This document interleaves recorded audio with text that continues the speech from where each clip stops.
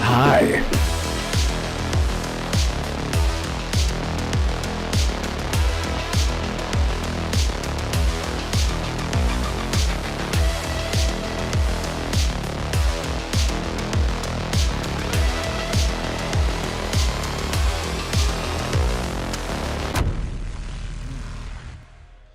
We got this. It's all fine and good. Welcome, everybody, person red. to the Renegade Realm Podcast, episode 114. If you can believe that. I say that every show. And then I say that, too. Yeah, 114. Thank you all so much for being here. I dropped a code for Injustice 2 for Xbox US, if anyone wants it. I think it disappeared already. No, it didn't. Grab that. Grab that if you can. I just have all these codes laying around, and I guess... And you probably, whatever. Look, shout out to everyone here tonight. Thank you guys so much for being here. Shout out to Brewhood, who says 0 is the hero, 1st is the worst, 2nd is the best, 3rd is the one with the hairy chest. I guess I'm all of those except for number 2. So thank you so much for being here. I appreciate you. Andrew Cullinane, the game adaptation Nudecast. Sure, that works. Barry Donnellan, Jesse James, it's Timmy, BT Maverick, Arcane, American Fury, Fark you. God, who else? Frost, what's up? Highlander Grimm, thank you guys so much for being here tonight. I really, really appreciate it. I just effed that up. Great. And I want to shout out to, all of the channel members. We'll see if I got it right this time. Let's see if I can read it out this time. Shout out to channel members. If you want to become a channel member, that would be amazing. Support the channel. Access to the Discord. We want people to want to be there. Just don't take it from me. Take it from Brewhood in the chat. Shout out to channel members Colt Eastwood, American Fury, Hargeet Johnny, Barry Donnellan, Game Seeker, Highlander Grimm, Lotus Esprit, Fark you, Brewhood, Crippling Debt, Nerds and Other Legends, Rick L, more like Rick W, you know what I'm saying? Brian Majetic, Biff Rinaldi, Joseph Lemons, and Rayoid. Thank you guys so much for being channel members. Means so much. Really, really appreciate that. Yeah, and today with me, if you're new here, by the way, I always forget to say this. If you're new here, this is a weekly podcast. We talk all things gaming, PlayStation, Xbox, PC, Nintendo, whatever's happening. Commodore 64, whatever we can get our hands on. And I'm joined as always by another YouTuber in the space. Very, very incredibly talented YouTuber, DeMarco Dude. What's up, man? Oh, thanks. What? What are you laughing at us? Why can't I have a single moment, Assassin, before you come in and you start poo-pooing all over every single time? I'm excited for Superman. Poo-poo. I get a compliment. Poo-poo. I'm excited for Wildgate that just released today. Poo-poo. I love it. Poo-poo. Oh, don't act like you and Red don't fucking use the soundboard against me every fucking time, you piece of crap. Anyway, I'm laughing at what's going on in chat. If you must know. Oh. What is it? Fuck you. Fuck you. Anyway, I've been having, I do it in weight. I think most content creators that try to sort of make content part-time do the same thing I do, and I always feel bad about it, but come and go in waves of like, man, I'm feeling inspired, let's go make some content. And then you do it, and you start seeing, like, you do it for a bit, you start seeing some results, your videos are getting traction, and you just, and I do that consistently. I'm not proud of it. But I am starting to feel that spark. I'm starting to feel like I want to get that creative outlet, and sort of exude that energy. So I'm thinking about. I think I want to just sort of talk about Bethesda has a lot going on. I don't think we're talking about this today, but they have a lot going on between actually. The fall. Oh, okay. Well, they got the Fallout rumors going on. They got the multiple Fallout projects in development. Machine Games apparently has multiple games that they're excited to work on coming up next. Then of course you have the Starfield, which I'm guessing is a topic we'll be discussing. No, I don't know what we talk about from week to week, by the way, so if I sound educated, chat, on things we're discussing, it's just a good day for me. It's an accident. But it's a good accident. Sound completely stupid. Yeah. But Bethesda, the Starfield is, they kind of tease that they'll be sharing more about Starfield, and of course Elder Scrolls 6. So there's a lot going on in that front, and I sort of wanted to kind of pull everything under the Bethesda umbrella bring it all together and talk about it, because obviously Bethesda's one of my favorite companies. They're really unique. I always say they're really unique in that they kind of have a game that touches every aspect. You know, like they got first-person shooter with Wolfenstein. They got the stealth action games with Dishonored. Of course, that's in a weird place right now, but they had the stealth immersive sim. They have now the licensed IP games, action adventure or adventure action with Indiana Jones. They have their open world RPGs. So they just they fit all the molds, which is why it's so easy to run a channel. I say easy. It's so fun to run a channel, even if it's just talking about Bethesda stuff, because they got a lot. They got a lot under that umbrella. They're a very diverse studio. Yeah. They had horror with Tango. And I feel that a was lot a big of people loss, don't but... give it enough, give them enough credit as a publisher because of that. They just sort of think Bethesda alone is just the Skyrim and the Elder Scrolls and the Fallout, or the Elder Scrolls and the Fallout engine or whatever, or machine, no pun intended. But we are definitely going to get into all that, so I'm glad that you brought it up. And again, guys, if you're new here, please consider at least leave a like. Leave a like at the least and a sub at the most. That'd be amazing. Thank you guys so much. Oh, and DeMarco, have you been playing anything? Yes, actually. I have been... So I checked out a brand new game called Back to the Dawn, which released, I think, yesterday, actually. And it's this really cool little indie title. It's definitely not for everybody, and it wasn't even really what I was expecting myself.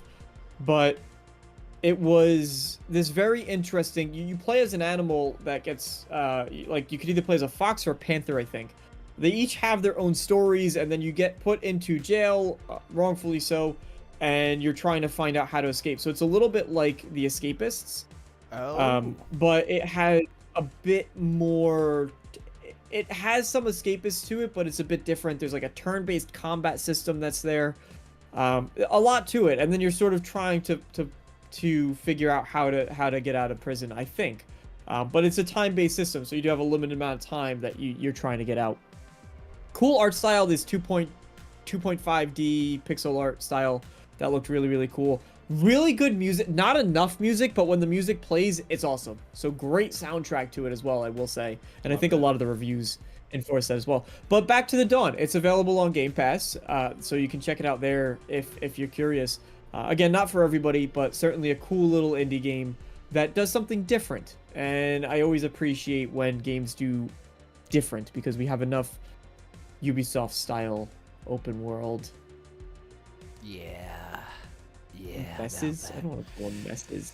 Games. It's a bloated mess sometimes. Bloat. Yeah. Bloat. There you go. Bloat. We have enough bloat. We have enough bloat. Yeah. It's very fatiguing. Be like, I just beat this open world game after 90 hours. What other game? Oh, another open world game. And I love them and love them so much. But I am at that point now in my life. Good God. Okay, I have to stop. Including you, Assassin, you son of a bitch. Thank you so much to all of you. Good Lord. Fark you sent a channel membership, and it was actually gifted to Assassin. And then Assassin responds by gifting 5 That's what I was memberships. laughing at. I know. I figured That's what I was laughing at earlier. Well, Assassin, thank you so much, bro. I wait, really appreciate wait it. until you get to mine. And what is it? Okay, I don't know. Wait, anyway. just list off the ones that I gave a membership to. And then you gifted one to Farku and to Marco and Holly. That's funny. That's hilarious. Just spreading the love. But seriously, thank you. And thank you. I was like, what are the fucking odds? And thank you to Game Seeker for gifting a channel membership too. Who did he gift it to? Let's see. From Yodani, everyone. Yodani. Little circle here. I love it. BT Maverick, man. Another 5 gifted man.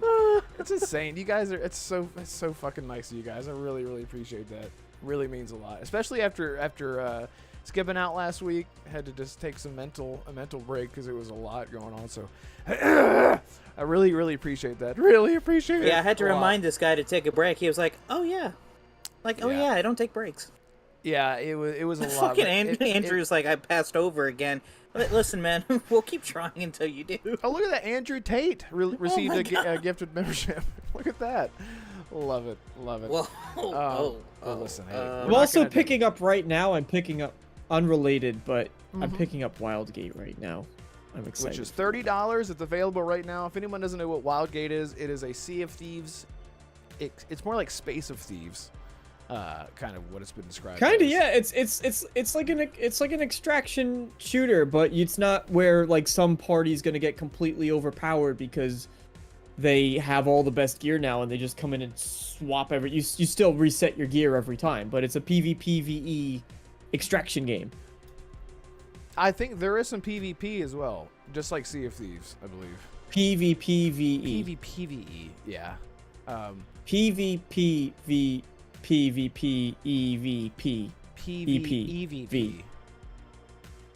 Player versus everyone versus players versus players. I love it. Yes. Look, we got there. Look, I love that. Yeah, I might have to get it too, because it's like fresh and new. But anyway, speaking of new and fresh, Assassin, how are you, man? What you been into? What you been playing? Anything new? Watching any new movies lately? New games? Anything like that? I heard Superman was really good. Yeah, it is a good. It is the good. No. As far as what I've been playing, PPVE. I've been. Sorry. I can't pronounce their name. I live streamed Dark Souls. I don't know how to. Anyway, go ahead. Yeah, sorry. Dark Souls. Yeah, you were streaming it. I was streaming it twice. Yeah, the first episode or the first time I did it was a lot of fun. Second time at the very end, not so fun. Yeah. Yeah. I do not like the Tomb of the Giants, and from what I've been told, that's like one of the very early on levels that, you know, if you're not well prepared, it's gonna be terrible. So my plan is to just run through it and then start grinding a bit, start leveling up a little bit, maybe take off some of the armor and put on a separate pair. So yeah, that's pretty much all I've been playing. I've been trying to catch up on sleep the past few days, so I'm actually gonna play Donkey Kong Bonanza probably after we're done. Because I really want to get into that game. And DeMarco, I tried tagging you in this. They said Bonanza's like ultimate destruction. I'm like, huh. I seem to recall DeMarco would like that type of game. I might as well tag him in it. Nope, I got nothing. No thank you, no, oh, I see. Maybe I'll check it out. Like, nothing. Got absolutely nothing. Well, I saw it, but I might have missed it. No. You could have at least given it a thumbs up. Well, listen, It just takes 2 button presses to just press, like... It just takes 30 seconds to not poo-poo all... everything I do! Everything. Yeah, it does. I mean, to be fair, the past, like, month, I've been nice to him, so I figured this would be a good time to catch up. Yeah, you gotta and he's trying to bring up the Superman thing, trying to bait me. I'm like, no, I'm not falling for this troll. No, Donkey Kong Bonanza was always something, like, even, I remember I made the comments when they first showed it off, when you were just able to punch through everything. I thought it looked really, really cool. And I was very impressed by it, and I continue to be. I watched a little bit of footage of it, but I don't plan on picking up a Nintendo Switch. I'm sorry, like, picking up a Nintendo Switch is just too expensive for me. I know, because you're a PC guy and you're obligated to hate Nintendo. I understand that. No, I love Nintendo. I just can't afford it. Fair enough.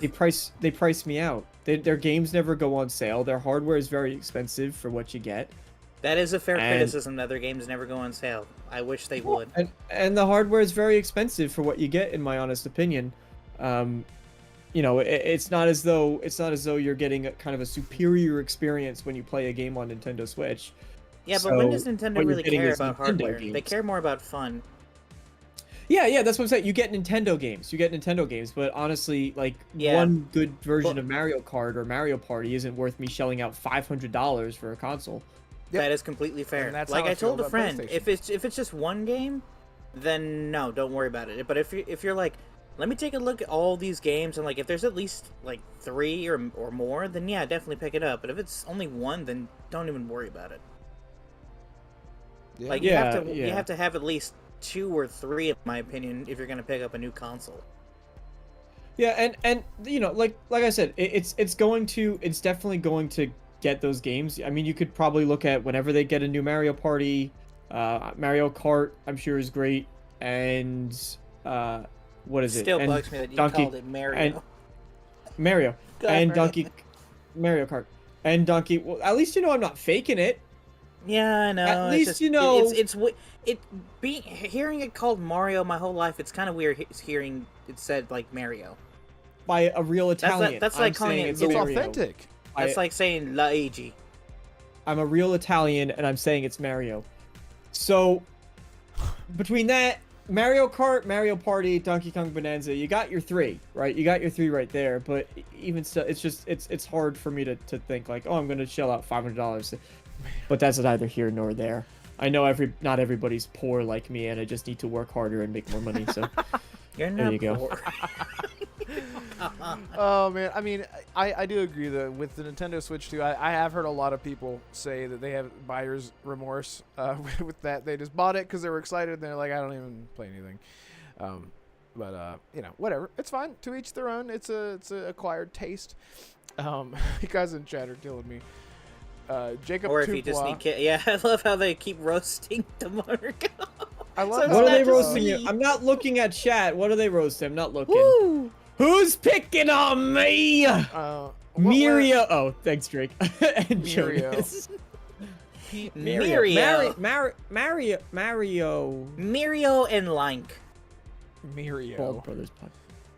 I saw that Highlander Speaking Grim. I saw of- that Starfield got a new patch. Yeah, they're gearing up something. Speaking for, of, I know you guys DLC. don't care about Nintendo, but can you guys believe that they actually casted people that we don't know as Link and Zelda for the new movie? Oh, they would have to, right? Otherwise, it's literally just, Bella Ramsey as Zelda and whoever else that And we've Tom already seen Holland before. And as Tom Link. Holland.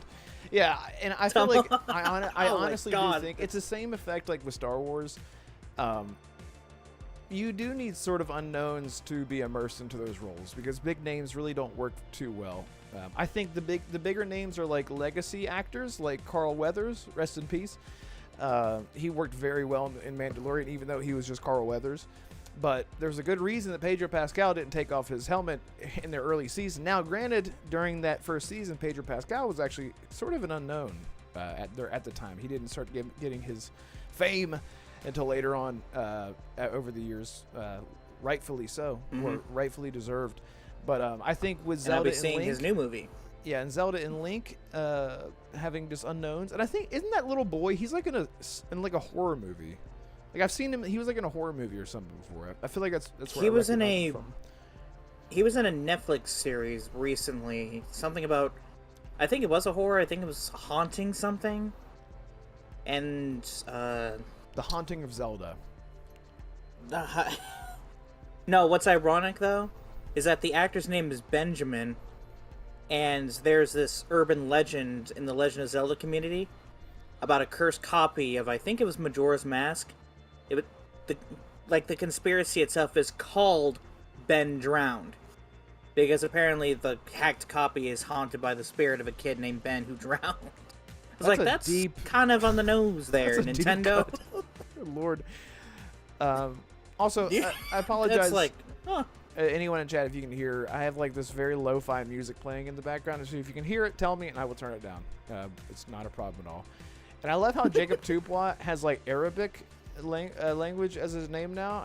But it still says Jacob Tupois if you look at it. Like squint your eyes Yeah. a little bit. Oh yeah, Maverick, Haunting of Hell House. I think that's it.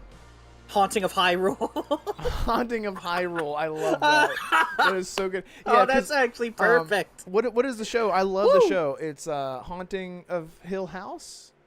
Haunting. What's it called? Haunting of Hill House. It's help me, guy. I watched the entire season. I love it. It's because they did Bly Manor, and then they did Hill House. Haunting of Hill House. Is that what it is? I can't remember, but that's think why so. it's funny to me. Blame my son. shaking my head. DeMarco. Jacob Tupois says the Haunting of Mario. Haunting of Mario. Haunting of Mario. Mario. You even bamboozled yourself. I was just repeating So- what you said. I was just Nah, repeating what you said. nah.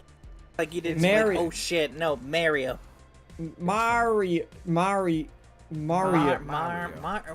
Mario. See, saying Mario. it like Mario makes it sound like we're sounding like cats. Mario. Mar- Yeah, that's what the cats I have do when I feed them late. They just go. Do you break your pasta, or do you leave it as is? Who breaks pasta? See, oh my God, you You'd be saw surprised. that clip of that Who Italian would break kid. into pasta? Dude, it was so You'd good. be surprised at how many people do. I know It's Red like- does. He's like, don't call it focaccia. It's, I don't know what it's actually called, but yeah. Anyway, that Italian. Oh, you mean kid. that kid, right? Oh, it's so good. It's so good. Yeah. I was like expecting like an F-bomb at any moment while that kid was talking. I was like, oh, he's gonna cuss, and he never did. I was like, okay, maybe that's just another stereotypical Do you thing. put sugar in your sauce? See, Jacob Dubois says, Oh, love the man. series, watch the entire series, forgets the name, checks out. Yep, exactly. Yep, that's Red to a T. That's me, baby. Speaking of me, again, thank you guys for being here. Please hit the like button. It's free. It helps a lot. Thank you. Thank you. Thank you. Thank you. I have been playing a lot of different things. I don't know what the hell has happened to me, but I downloaded like a ton of games because and I'm going to make a video about a certain thing, but I wanted to go back to games that I didn't appreciate, like especially like more hardcore games like Insurgency and stuff like that, that I didn't have patience for at the time. And I actually downloaded Fallout 4, and I'm playing a full-on survival game playthrough of that.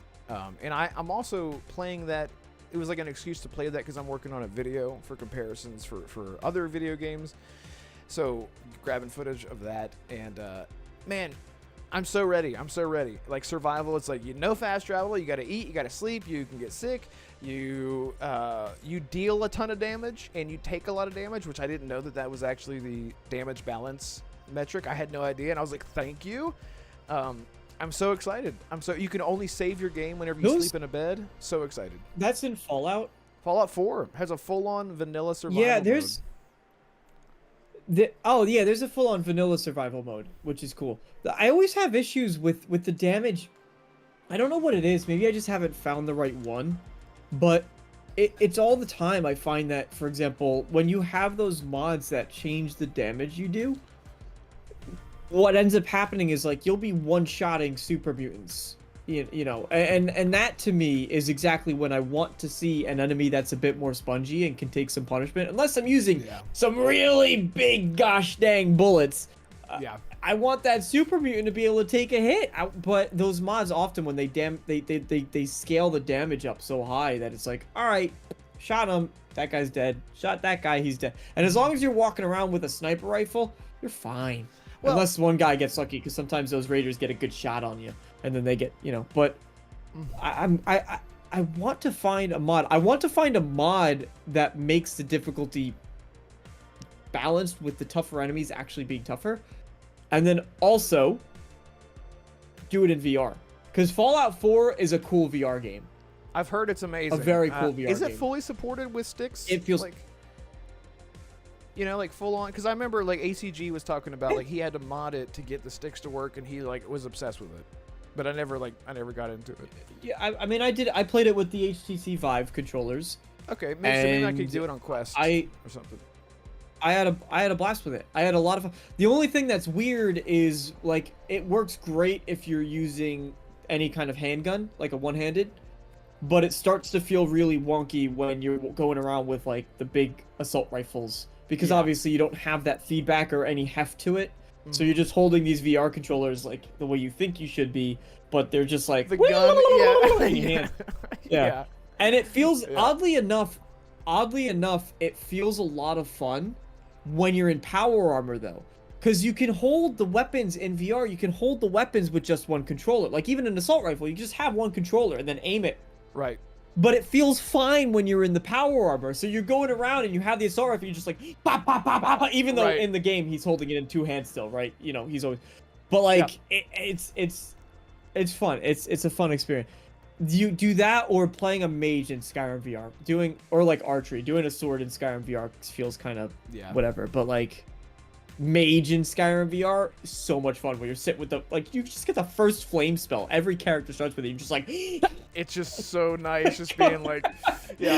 And then you find the lightning spell and you're like, unlimited power! Yeah. And you're just shocking everything. It's so much fun. Oh my god, it's a blast. And everything is, I think I don't know if it's still there. I had like my first experience playing Skyrim VR on a YouTube channel. I don't know if it's on this channel or it's on a different channel.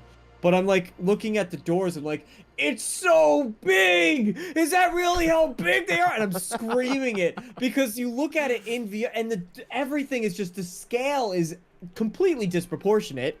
But like the doors in Skyrim are now like, especially to like the Nordic temples and stuff, they're just like massive. Right. Anyway, Fallout in VR is pretty cool, and so is survival mode. Yeah. Yes. Yes. Absolutely. Yeah. Absolutely. And I am gathering footage, like I said, for a video for comparison, and I kind of got lost in it today. Whenever I was making my character, I was like, I need to stop because I'm actually just gonna end up just doing a whole playthrough. I organized, because on Xbox or Windows you can group your games, and I have like survival, I have multiplayer, I have like series, so I have like all the Resident Evil, all the Assassin's Creed games grouped, and I added Stalker / Milsim and survival games into 2 different groups. And I was like, I added Fallout because there's that survival mode. It's any game that has that element to it. And I started just downloading games like crazy. It was nuts. So I'm not even going to get into everything that I've been playing, but I did finally start up because I'm far enough away from The Witcher 3 because I'm again like about 300 hours into The Witcher 3, which is like my 3rd playthrough or something, 3rd and final playthrough, and I had to get far enough away from a open world 3rd-person RPG to start playing Assassin's Creed. And Assassin's Creed has got a lot shadows. Yep. You should jump into Metro. Have you beaten the Metro games? Oh, yes. Yes. And I want to so bad. Oh, okay. By the way, that's one of the games that I added to the Stalker Milsim genre, to the groups, is Stalker Exodus. Cannot wait to get back into that, because this time, F it. Stalker Exodus. That's a new one. What did I say? Stalker Exodus? No, I said, is that what I said? Chat, tell me what I said. I was saying, Yes. I said exactly what you said. I said that's a game that I added to the Stalker Milsim group. Was Exodus. That's what I meant to say. Just you said I know what I you said yeah. I know. What you Anyway, mean. I know what you mean. Jonas says final. Yeah. Wildgate. Yeah, right. Yeah, until console mods come out, and they add the survival mods to The Witcher 3, which that exists, by the way, and I'll do that. But anyway, but yeah, so it started up Shadows finally, like actually started it, and there's a lot of options that they added. The issue that I have with the game is nothing against the vanilla side of it so far. It is that the developers allow you to customize all your controls, but then they lock out the ability button to bring up your ability. So you'll hold the right bumper or right trigger, and then you can press your face buttons or whatever to do your abilities. They don't allow you to customize that. So what that ends up doing is it screws over all of your custom controls. So if you want to change your right bumper to X as attack, as an example, it doesn't always work like I want. And they added to where you can map a button to sprint by toggle or hold. So I was like, I'm going to do the classic Assassin's Creed. I'm going to make it hold right trigger. Doesn't work because you have to hold the right trigger to use your abilities, and then also whatever button it is to climb up or climb down something. And they have it locked off. And I'm like, Ubisoft. I went on Reddit, and there's a lot of people that are like, Ubisoft, man, fix this. Let us fuck up the game if we want to fuck it up. Like, and they have, by the way, I'm saying this because they have allowed you to screw it up until it works with Valhalla and Odyssey. They let you do that, and I loved that game. And the reason, and people can say, you can customize your Xbox controller. The difference is they actually change the button props in the game. So if sprint is right trigger, it will stop saying click the left stick. It will start saying right trigger to sprint. Or it'll say press right bumper to interact with this thing or whatever. So anyway, it's a small gripe, but once I finally got past that, and now I just tap right trigger to sprint. Got it to work, got the face buttons, X and Y. It basically plays like The Witcher 3. It's all those same buttons. And I'm playing as Nawe. Haven't even got to where I play as Yasuke yet. And it's really good. I have hardly any HUD whatsoever. And oh my God, this is one of the... People were not lying. Shadows is one of the best looking games I have ever played. It is so beautiful. It's better looking than Ghost of Tsushima, and that's not a dig at it. That game is from 2018, but it's beautiful. It's insane how good that game looks. I'm like, I can't stop taking pictures. I'm like, this is just insane how good that game looks. And the combat is so visceral. I think it feels visceral, especially with Nawe, because she is a glass cannon. But again, with no HUD, I can't see enemy health bars. I can't see my own health bar. And I'm telling you guys, it makes you really pay attention. I know I'll talk about this all the time, but it makes you really pay attention to the enemies' movement, their attacking, when you should move. You just pay attention so much more, and before you know it, you're just kicking ass. You're not even thinking about health bars. You're like, what's a health bar? I don't need a health bar. Anyway, I hate health bars. Yeah, same. Playing like on the Xbox Arkham game, team when you play Batman Arkham, it's so satisfying that there's no health bars. Like that game, I genuinely think that game wouldn't have sucked, but it would not have been because it gamifies it. It makes it a game, and I don't want it to feel like a game. I want to feel like Batman. I don't want it to feel like a game. I want to feel like an assassin, right? And so I hate health bars. Yeah, but yeah, I totally agree. But anyway, that was the big one that I sort of dove into, especially last night. I really got into it. And I have other games downloaded. Like I downloaded The Sinking City like a few weeks ago when Holly's like, download it. I was like, I'm doing it right now. I started playing it and I'm like, I'm not ready. But it's still installed. There's so much to play right now. I saw that Terminator 2D, No Fate, got delayed till October, and I was like, good. It actually, this isn't even a topic, but we can start getting into topics now. And again, guys, please hit the like button. I see 18 people. There's 40 people here, and only half of you hit the like button. It's free. Use your thumb, use your nose, whatever appendage you want to use to press the like button, please, and thank you so much. But yeah, Terminator 2D No Fate. I don't know if you have heard about this game, DeMarco. I know Terminator. Yeah. Well, there's a very nostalgic 2D with 3D. The graphics look so retro, and they look so great. And the music, essentially, it's just like a retelling of Terminator 1 and 2, but in a video game, but it's like 2D.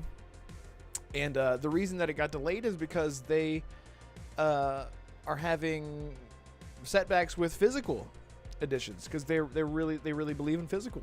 And I was like, hey, thank you. But it does go to show it does hamper development times. So it is a real thing. So I can never disparage any company. I like their Steam screenshots. The last Steam screenshot is just Terminator piercing someone through the chest, and it just says terminated across the screen. I love it. Thank you, Jonas. He says, I used my appendage to press the like button. Thank you. BT Maverick, not guilty. I hit the like button. Thank you so much. All right, there you go. 22 people hit the like button. All right, let's do this. So let's just talk about this. Let's just dive right into the main topic, because we need to do this. And it's not like we've been talking about it behind the scenes all day, but no one else heard us talk about it. So let me pull this up here, because I do have an article. I never do this, but I'm going to be a little more official than usual. This is from Game Rant. Okay, so I'm going to sort of just skim through this a little bit. We know where it comes from, but for anyone who doesn't know or follow Xbox Era, and you should go like and subscribe to them. I can't talk today. I love it. So Special Nick from Xbox Era, they were, and I was actually there listening. They had their podcast on the 19th, just a few days ago. And Nick, let me just read this here. This revised release window is not a sure thing, according to Xbox Era co-founder Special Nick, during the July 19th episode of the Xbox Era podcast. Nick said that another Fable delay is in the cards, citing sources familiar with the game's development. He says, quote, I have heard from 2 different people now that Fable may slip into 2027, he explained. Elaborating on this claim, Nick said that it's not meant to imply doom and gloom, there's something wrong with the game type of problem. Instead, he framed the potential second delay as the unavoidable side effects of the somewhat unpredictable nature of complex software development. Quote, I am just hearing that it's taking a bit longer than expected, he said. And I will say for the record that John Clark, Sicka Mechanico, the host of Xbox Era, did push back on Nick during that episode and said something along the lines of, I'm hearing the complete opposite. And so again, this is just a rumor. Nothing has been announced. Even Playground Studios has said in the past that they're aiming for a 2025 release date, right? Then we know now that's probably not going to happen, right? It's just like, I said this in our group chat, it's just like whenever Starfield did not have a solid release date. People were just expecting it to come out in 2022, I think, at the time. And everyone started, every single video was, Starfield got delayed again. I'm like, it never fucking had a release date. Why are you saying it got delayed again? It's internally delayed. It got delayed for a third time. We don't know when the fuck the game was supposed to come out to begin with. That's first and foremost, okay? So I'm applying that logic to Fable. And then it got delayed. It got announced that it's coming out in September of 2023. And we got it. And everything was fine. But that was with an official release date. So it would have been different if it got announced for September 7th, 2023. And then they said, we're pushing it back to 2024, February, whatever. So that's where we're at right now. So I'll just let you, DeMarco, I'll just let you go off with this. Do you agree with me? This is just, we don't know what the hell is going on behind the scenes. Is this just typical? I get. Everyone's gonna look at this. The first things first, right? And you said it yourself. One person saying this, and the other person, I heard this, and it's the exact opposite. The thing about the main issue I have about a lot of insiders when they share information such as this is that the reality, when you're talking about, you have to consider the size of these game studios and how big they've gotten, and then you think about how much outside partnership there is with some of these studios. And a lot of times, and I'm not saying that I know what sources these people are talking to, but I'm just speaking very, very broadly, right? A lot of times when leaks do start to come out, people start hearing things, it's often, especially on the leak side, it's often when these companies are working with outside vendors. That's more likely that you're going to get a leak of some kind is coming from them, not from the team that's working on the game, like the main core team. But I digress. These teams are so massive. They're so big. There's 500 devs working on a single project. And most of these folks really probably don't know. I mean, I don't know how many people have worked in a company of over 500 folks. But in those instances, you usually don't know what's going on at the top because you often really don't know too much of what's going on outside of your own department, right? Mm-hmm. Depending on what level in the structure you are. Can you break that down for people so they understand? If you just signed on to work at Bethesda Game Studios and your project, let's just say it's 2017, you just got hired, or 2016, you just got hired to work at Bethesda Game Studios for the first time, and you are a level designer, a junior level designer working in Starfield. Mm-hmm. You, especially at that level, that's the bottom level, you are going to have very little idea of what's going on other than kind of what you hear through your supervisor, and of course you do work cross-departmentally, so you're going to hear some things from other departments, but there's 500 people in this company. So you have only a mic. Even when you start hearing things from other people, only they have this small snippet of window of information, unless they're at the top, right? So now you go from that bottom level to now you have sort of a middle management, a team lead, and they're overseeing all of the level designers, and that guy knows a little bit more. And then from that team lead of all the level designers, now you have a kind of a project manager, a coordinator who's managing multiple team leads, right? Just a normal pyramid structure. And this is part of what these studios, when we see all these layoffs happening, is what they're trying to eliminate. They're trying to make sure that there's easier communication to go in all directions, right? So can you tell that I'm Italian when I'm speaking to you? Yes, you can't speak unless you're moving. I get it.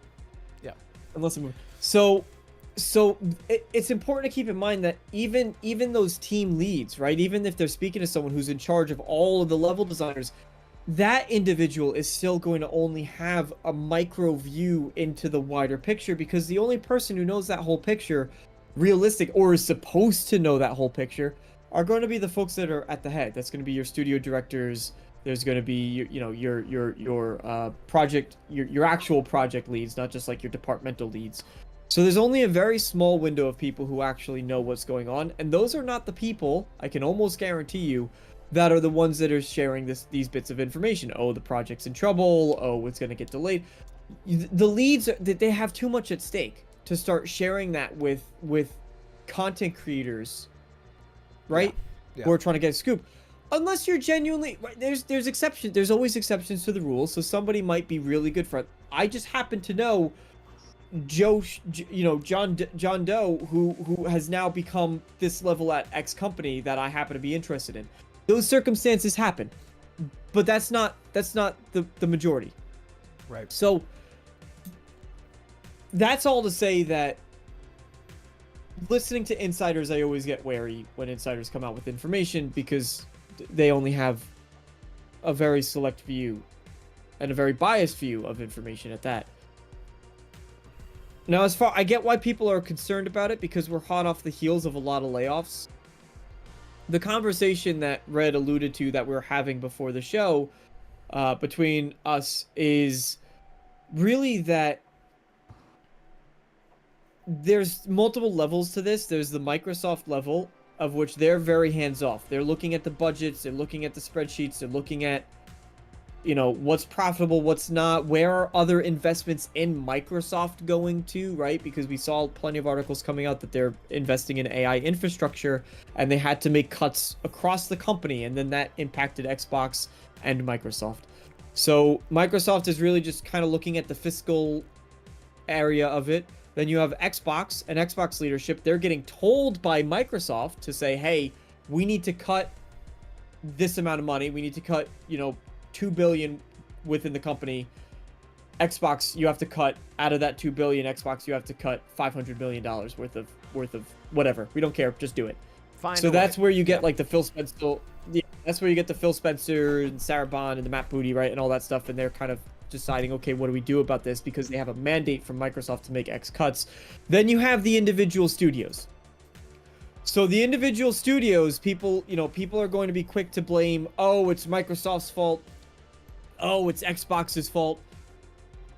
But the reality is Xbox, right? Again, speaking to those levels, Xbox is looking at, okay, is everything running smoothly? Everything's good. Everything's checked, clear. That studio's working on a game. Good. Are they hitting their timelines? Yes. No. All right.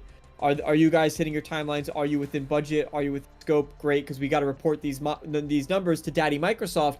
And if you guys are over your budgets, Daddy Microsoft's not going to be happy. So that's where the Xbox level comes in. And if the studios are all going, yeah, it's great. Look, and we've seen it. They'll make a vertical slice that doesn't properly represent the game. We saw that with Anthem. Right? We've seen that in the past with plenty of companies. We saw that probably, with Dragon Age the Veilguard was messy. But there were things going on with Dragon Age Veilguard where they make, sort of these digital slices. So if the studio is not hitting their mandates, if the studio is not hitting their goals, that's mismanagement at the studio level. So if that's where the delay is coming in, it's Playground Games. It's not Xbox. It's not Xbox's job. It's not Phil Spencer's job to be sitting over every single company that he's now managing going, how's your timeline looking? You guys doing good? Like, he can't. It's not possible. It's not possible. Yeah. So you don't want Big Brother Phil, right? But you don't want Big Phil looking over your shoulder. And the goal is that you're hiring people in these studios who are competent enough to provide clear direction that then goes through your internal studio. And if your studio, and we saw unclear direction with multiple titles. We saw that. We were talking before in chat, we were talking about Suicide Squad Kill the Justice League. Because that's a title where, yes, there's going to be some back and forth where WB Games, and this is proven, this is out there, this is information, WB Games said we want a live service title, right? And now Rocksteady goes, okay, we gotta make this live service. And that plays a massive impact on the game, right? When you sort of have those corporate mandates of what they want to see, because WB was like, live service is the future. But at the same time, you also had the studio head, Rocksteady's founders were coming in and saying, oh, we're going to do vehicles. Oh, we're not going to do vehicles. Oh, we're going to do like shooting. Oh, we're not going to do. Oh, let's do that. And they would build out whole designs of the game that then, and again, this is the studio's founder, that then they would say, we're going to scrap that. Right? So if we don't know what's going on at Playground, that very easily could be a very similar case where Playground Games and the studio leadership is saying, we're going to try to implement XYZ, and we're going to try to implement this this type of magic system into the game, and we want the game mechanics to work this way. And then they put it into the game, and they have months of development of getting the animations, the spells, the particle effects, the level design to make, because all of this works in tandem. So if you want a certain spell effect, you got to think, okay, we want to do this type of magic system. Does that work with the level design that we have? Yes or no? So a lot of this is a lot more related than the armchair developers will let you believe. And so now they implement that magic and they go, oh, shoot. That doesn't really work. Right. Just go back 2 months of work and start again. That's not Phil Spencer's job. That's not Matt Booty's job. That's the studio to provide good direction, clear leadership, and guidance. And if they're not meeting those mandates, then they're not meeting them. And then at that point, it's up to, that's when Xbox gets involved. That's when Matt Booty and Phil Spencer get involved. And that's when they say, all right, you're not hitting your deadlines. They have the option to reboot the game, cancel the game, delay it further because they have confidence in the product, or replace the leadership. And right. They're likely not going to, they're going to do everything they can probably to not cancel the project if it's far enough in development. They're going to probably not want to switch out leadership because that causes more problems than it solves. We've seen that historically. Like, you can look at Dragon Age, where Dragon Age went through, or even Avowed, where Avowed went through multiple different iterations because studio leads kept changing and they had different ideas for what the game should be. So they don't want to do that. So then it ends up in a delay. Right. Yeah. Well So there you said. go. Well said. That's Thank my you. long rant. It was a really long rant on it, so I'm going to shut up for the next 15 minutes. But No, it's okay. There you go. And something else that I pointed out, because I'm going to be honest, guys, and shout out to you, Biff Rinaldi. Be safe going home. I'm not sure what you meant by that, but please drive safe or ride safe. And real quick, well, I'll jump into that in a second. But I do want to say, because I think everyone is just so tired of hearing about layoffs. They're never going to stop, no matter what company it is. PlayStation has laid off 900 people past few months. Xbox just laid off another 900 people or whatever it was, 9,000 people, and then like 700 people. they've done like 15,000 13,000 in the past year. Yeah, yes. It's 13,000 in the past 2 months. In there you Microsoft, go. right? And so specifically at Xbox, it was like 900 or 700 or something like that. But Yeah. but No, it was. I don't know exactly what the number is, but I say all that to say, like, it is a harsh reality. I'm not, and I will never defend this, but this is what happens. And even Holly was saying this behind the scenes. Like, if you're not Everwild taking 8 years with nothing to show for it, changing their scope, changing their direction, changing the whole entire style of the game, and then Phil saying, all right, we're coming to check.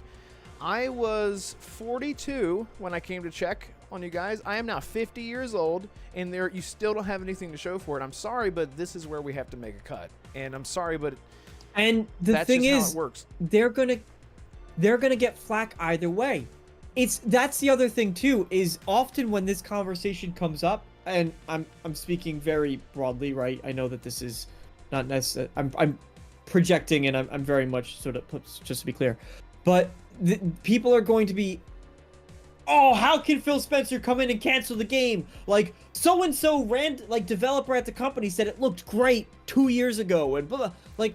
And so people yell at Xbox because Phil Spencer's evil for canceling the game. Or if they delay the game and they say, hey, we're giving it more time, then everyone's going to be like, oh, well, these studios are so mismanaged. How are they doing that? Ugh. So there's no... People are going to find... If there's preconceived notion, and Assassin, I want, obviously, for you to get your thoughts about it across, and I promise you've been very polite listening to it. I'm not going to cut you off at all when you go to say your bit. But, like, there's some predisposition there. Like, yeah, we're grumpy about the Xbox layoffs, right? And I'm not happy about that. I don't want to see teams like the morale at these studios has to be crushed. We've heard some stories about that, too. So nobody's happy about it, but that gets projected onto some of these other decisions. It goes, oh, well, Microsoft evil. Nobody's doing their jobs. but you're bringing in this thing that's unrelated, even though like they're delaying the game because they're trying to make sure that it gets the attention it deserves. So, but then if they cancel it, then they also there's no winning. There's no winning. Right. And before we get to USS, and I just want to shout out everyone in chat. We have around 50 people here. Thank you guys so much. If you're new here, we go live every single Tuesday, 6 p.m. Eastern Standard Time. This is the Renegade Realm podcast with myself, Red Wolf, DeMarco, and Assassin.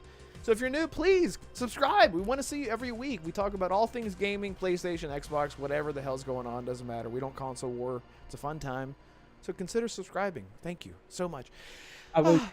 Yep. I'm raising my hand because I just want to address what Arcane is saying really quick, and then I'm actually done. Yes, go ahead. Why not cancel it quietly? Don't announce what a team is working. The problem is, and I've discussed this multiple times, and I'm very adamant about it. The issue is they announce these games way too early. That is the problem. They should not be in, like, for even Bethesda, and Todd has the right idea. They changed it with Starfield and they changed it with Elder Scrolls 6 where they said, hey, we're working on it. But the right idea is like, hey, we're working on this game. It's coming out in 6 months. It's coming out in it should be under, the game should be under a year to release. Always, before they announce it. They don't do that. And that's part of the issue. They can't cancel it quietly. There's no canceling it quietly. Because then you'll get people talking about like, oh, what's going on with this game? They haven't said anything about, right? Something like it was canceled 3 years ago. Why did you say that? Well, if we had said it, we would have still gotten shit for it. Yeah, Scalebound. Yes, it's another one. That game was canceled like a year before we knew that it was actually canceled, or probably more than that, right? And then it came out, and you saw tons. You still see people coming like, oh, I was really excited for Scalebound.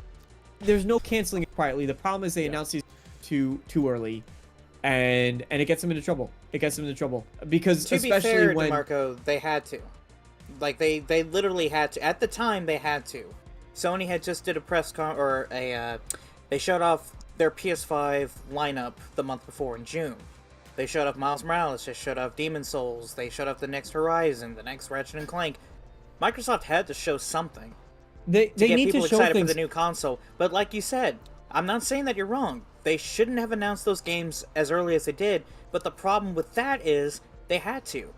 They had to have shown us something. If we didn't know about Avowed, we didn't know about Fable or Halo or State of Decay, people wouldn't have been excited back then to get an Xbox Series X. They would have been, they wouldn't have gone for it. They would have been like, what games does this system have?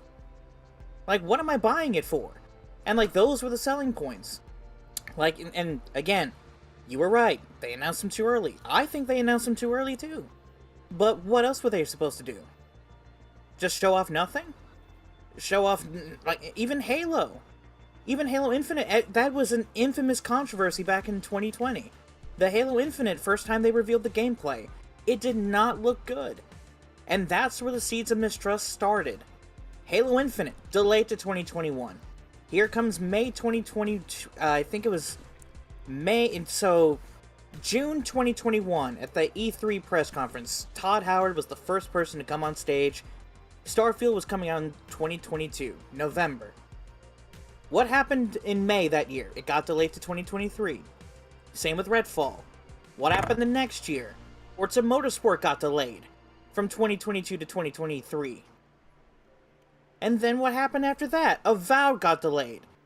So you can kind of see where I'm coming from, where I say, I do not trust Microsoft or Xbox or whoever is making these decisions to say, hey, our games are coming out here at this time. No, they're not, because the past few games that you said were coming out at this time, you've delayed it. You've been delaying games since the very beginning of the generation. I have no obligation to trust you. Fool me once, shame on me. Fool me 3, 4, 5 fucking times? Shame on me. I'm not trusting you. Or whoever is making these decisions. I think it's important to remember... That's where the seeds of mistrust start for everybody. We're tired of it. Don't tell us a fucking year even if you're not gonna hit it. Well, I think it's important to remember that there's so many delays that happen internally that we're not privy to, the information that we're not privy to whenever it happens. I think we should be more grateful but Red, for don't delays. You think they should have learned their lesson the first time? No, I'm just saying, in the gaming industry in general, just delaying things, period, movie industry, reshoots, whatever, it happens all the fucking time. It's not like this is like a Microsoft only issue. It's a gaming industry wide issue. And the delays that we see are like half of the things that are half of the actual delays that we actually know about. The delays are a good thing. Canceling projects are a completely different thing. That's a whole like business side. What DeMarco just completely broke down very well. That is a whole different animal in itself. Canceling projects, because we don't know exactly what was happening, what kind of turmoil or struggles they were having internally. I love, and BT Maverick even said it earlier, and I agree. Whenever I see, we literally started our topics tonight talking about Terminator 2D, No Fate, getting delayed into October. And I had the exact same reaction that BT said. I am excited when games get delayed. I'm like, good. Take all the time that you need. So if a company delays a game, why would or Concord? Tell it to any. I mean, or Concord, yeah. Wouldn't you? Yeah. Because it did. It got delayed too. Why?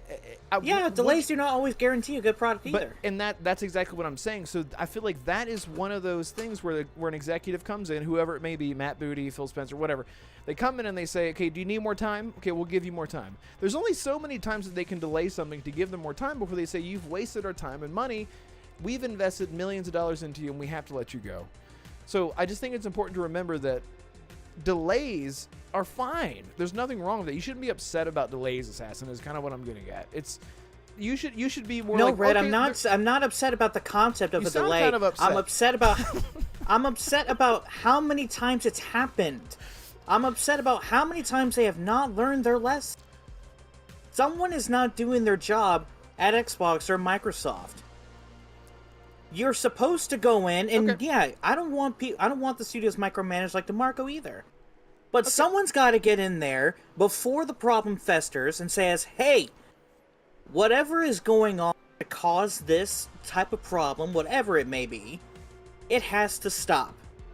What do we need to give you or to help you to get it to stop? Because this is getting ridiculous." Okay, so what do you think? What would you suggest the solution be for Playground Games, a studio of that pedigree that puts out top quality games, that put out 2 games recently? And this is what I said earlier. Playground Games have been busy. Their last game was 2021. Sure, 4 years ago. Okay, listen, and what I'm talking. Well, didn't they just port over PlayStation 5 version of Horizon?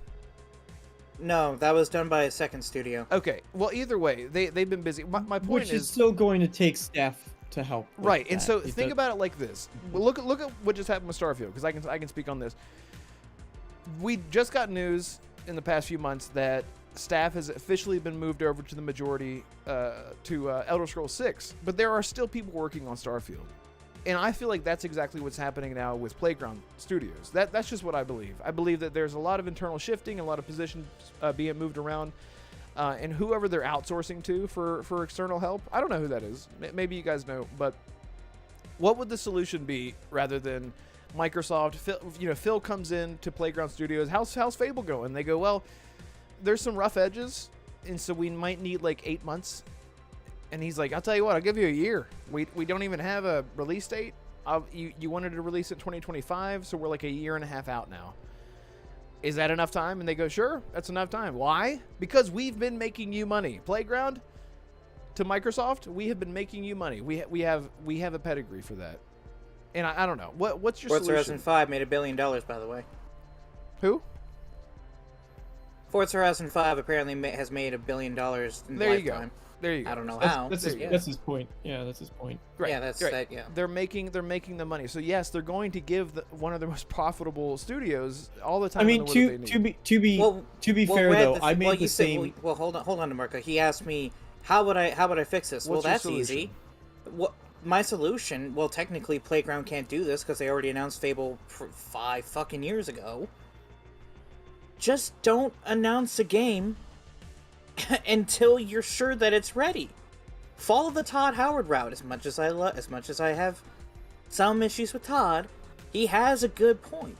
Announce a game, then release it within 4 to 5 months. Don't announce it until it's like you're 100% sure it's going to hit its date. I can't. The last time, and I can't believe I'm bringing Sony into this because FarQ mentioned PlayStation, so I have an in here. The last time Sony delayed a game was 2020. And that was because of one, That you the know pandemic. about. That you know about. Yeah. Stop, DeMarco. You said you would let me speak. No, Was but like it's an fucking important 2020. point. It's still You're a that you valid know about. point. It's still a valid point. Go ahead. 2020. They delayed it because of the pandemic and because the leaks would happen with Part 2, and they didn't even delay it longer than a month. Ghost of Tsushima obviously got moved. It was supposed to come out in June that year, got delayed because The Last of Us took its spot. You got a whole year delay. My point is, don't announce a game without a date until you're frickin' sure. And the delay, and fuck you, you asked, why do I care? I game on PlayStation. Yeah, because I still have friends on Xbox that I do want them to see play great games, and they're not gonna get it if this keeps happening. Well, they will. Oh, just because I play on PlayStation doesn't mean that I don't want the best for my friends on Xbox either. Like my friend Bearded, he wants to play State of Decay 3, and he was upset it wasn't at the showcase earlier. So he was like, is it gonna get delayed? And here I am going, well, I don't know, man. They showed it off last year, they didn't show off this year. I don't know, it could get delayed, who knows? It could get canceled, you never know. So yeah, I game mainly on PlayStation, but that doesn't mean I can't have empathy for the friends I do have that play on Xbox primarily. I'm sorry, I didn't know that if I was supposed to game on one console, I'm only supposed to care about the people that play on that console. So help me God that I have empathy, guys. It's not about empathy. It's like, I mean, for starters, if a game, I'm just gonna be blunt. If a game gets delayed, who really cares? And the reason I say that is because there's so many things to go out and play. Like I was just talking about Back to the Dawn. Back to the Dawn just came out. And I know that's not a game for everybody, but that's a cool little indie game. Wildgate just released today, which I'm going to be playing right after the stream. I'm jumping into it because I'm excited for that one. Like, there's tons of other examples. So many games to play. No, it's not me. It's not just me. That's just if you're a fan of gaming, you can look at Fable. Like, a rational person who isn't just, I'm sorry, I have to put my foot down a little bit and say, a rational person who's like, hey man, I like to just play games and games are cool, and it's not their entire life where that's all they have. And I get being excited for a title. Like, I'm really excited for Elder Scrolls 6, and if Elder Scrolls 6 gets delayed, I'm gonna be like, crap. But there's so many other things, and you're gonna get a better product because of its delay. So just relax, for starters. If it's upsetting someone that much, you have bigger issues. I'm just gonna put that out there. But the other thing too is that I've said this before. Yes, they need to announce and reveal their games closer, but let's just take the scenario you presented, Assassin, where these studios you said they had to announce it because they needed to show a really cool lineup of games that is coming. So in that situation, Bethesda did the same thing. They said, hey, look, here's Starfield and here's the Elder Scrolls 6 tease, because we know that if we're working on Fallout 76 and we're working on this brand new IP, people are going to be wondering what's going on with Elder Scrolls. So we want to let people know that we are working on it. The issue is that, like, once that happens, they can just stay quiet about the game. Look, I think Wolverine is a great example. People are sitting and they're like, where's Wolverine? What's going on with Wolverine? But Insomniac hasn't said anything. So what it happens is it just leaves fans going, where's Wolverine? And they're going to continue to do that, but you're not going to see a big outcry because Fable has been shown off multiple times. We got a teaser trailer, then we got a gameplay trailer, we got a cinematic trailer, and we got a story trailer.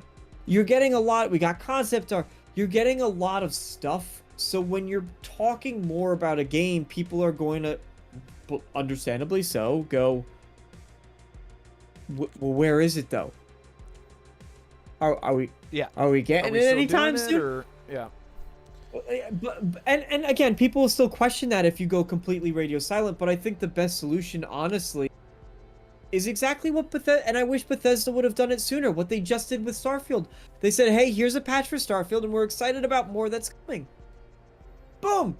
And then you're going to have plenty of content. I guarantee you there's at least 15 minimum 15 videos from content creators going, oh, Starfield's getting more stuff, and there's going to be big headlines and Todd Howard's face on the thumbnail, and they're going to be like, with massive Starf. But they did the exact right thing.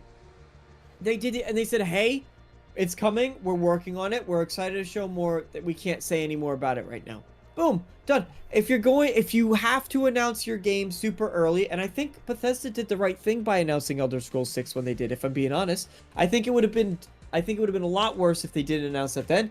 Same with Fable. If they needed to announce Fable because they wanted to show a cool lineup of games, that's fine. Be like, hey, we're working on Fable, and it's being worked on by Playground. People are going, oh, Playground Games, they made Forza, they can't make Fable, blah, blah, blah. And then they see it and they get really surprised by it. But just go silent. Less is more. Less is more. Yeah. So that's the other solution too. But honestly, if you're getting really angry about any of this stuff, just go find another goddamn game to play. Yeah. I'm sorry. Just like, go play anything else while you wait. And if it gets canceled, there's certain instances we saw with, Phil Spencer sat down and he played the MMO and he was really excited about the MMO. And there's unfortunate cases like that. I want to say 8 out of 10 times cancel is probably for the best. We see this all the time where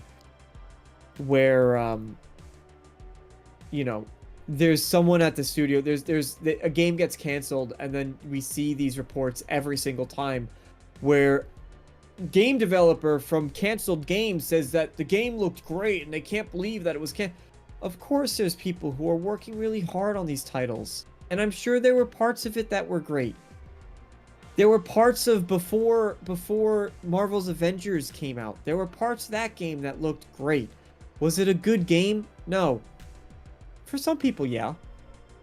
But overall, generally speaking, most people...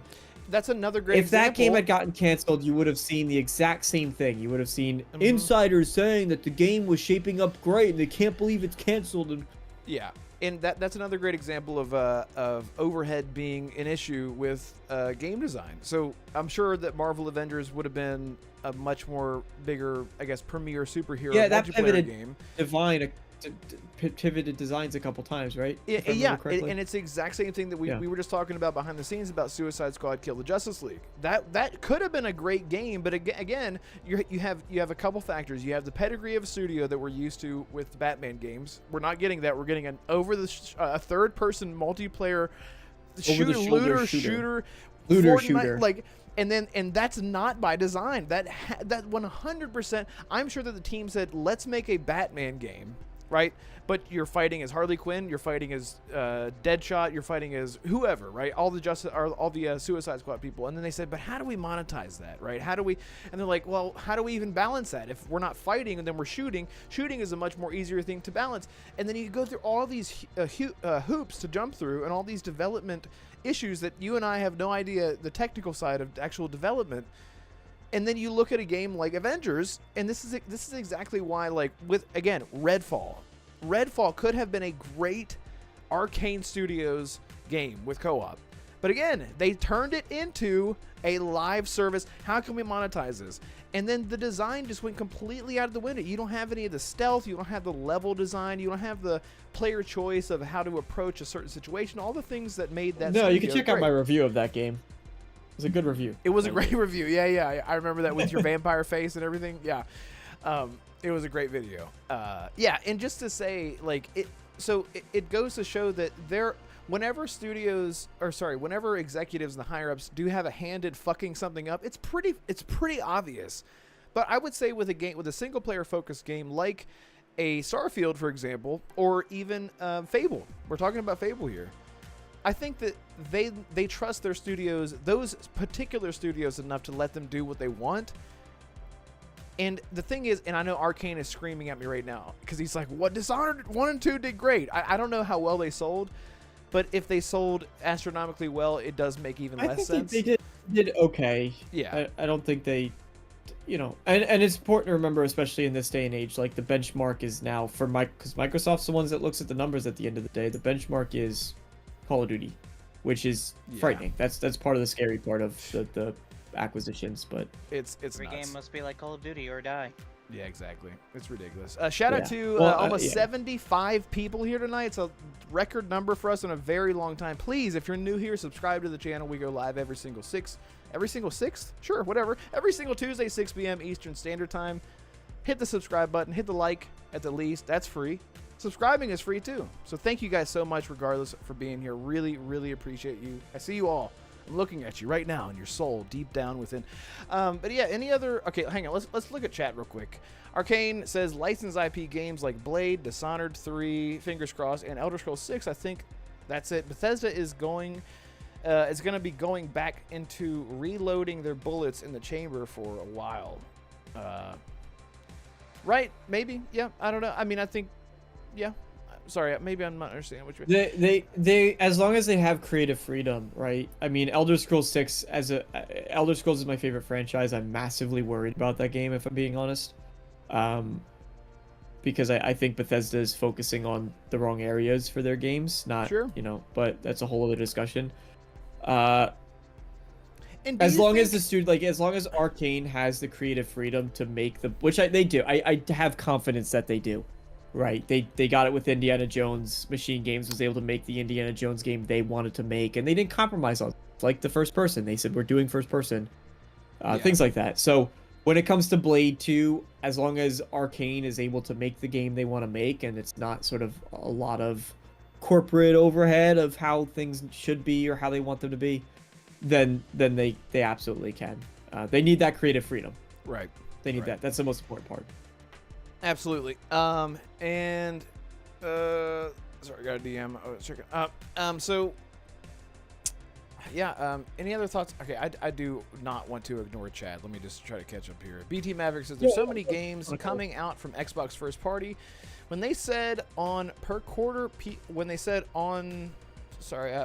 people laughed, and now they're getting 2 or 3 first party games per quarter. And now it's like too much. We're like, what's analysis paralysis? I don't know if that's the right, but yeah, it's a good point. Let's see. PT Maverick, Assassin, despite not caring, they were delayed, and not PlayStation barely has 1 or 2 first-party studio games a year. It's really sparse. Yeah. Yeah, and I think, I said in chat, only matters. I didn't criticize Microsoft for the first 2 years of this generation for their lack of games. I didn't do it then to them. Why should I do it to Sony now? Treat people the way that you want to be treated, right? Oh, I could have said that, oh, there's nothing to play on Xbox back then, but I didn't. Because I know that wasn't true. Just like I know it's not true that Sony doesn't have anything either. Like they do. They just released Death Stranding 2. They got Lost Soul Aside coming next month, and they got Ghost of Yotei in October. Right, but I think that's his point. It's very few and far between. We just got Doom. We got okay, and Doom. And Doom, Indiana Jones, Doom, all kinds of games. Let's see. Jacob 2 Plus says all 2 of them. All 2 of them. It says Red Fable devs went back to include a main male character.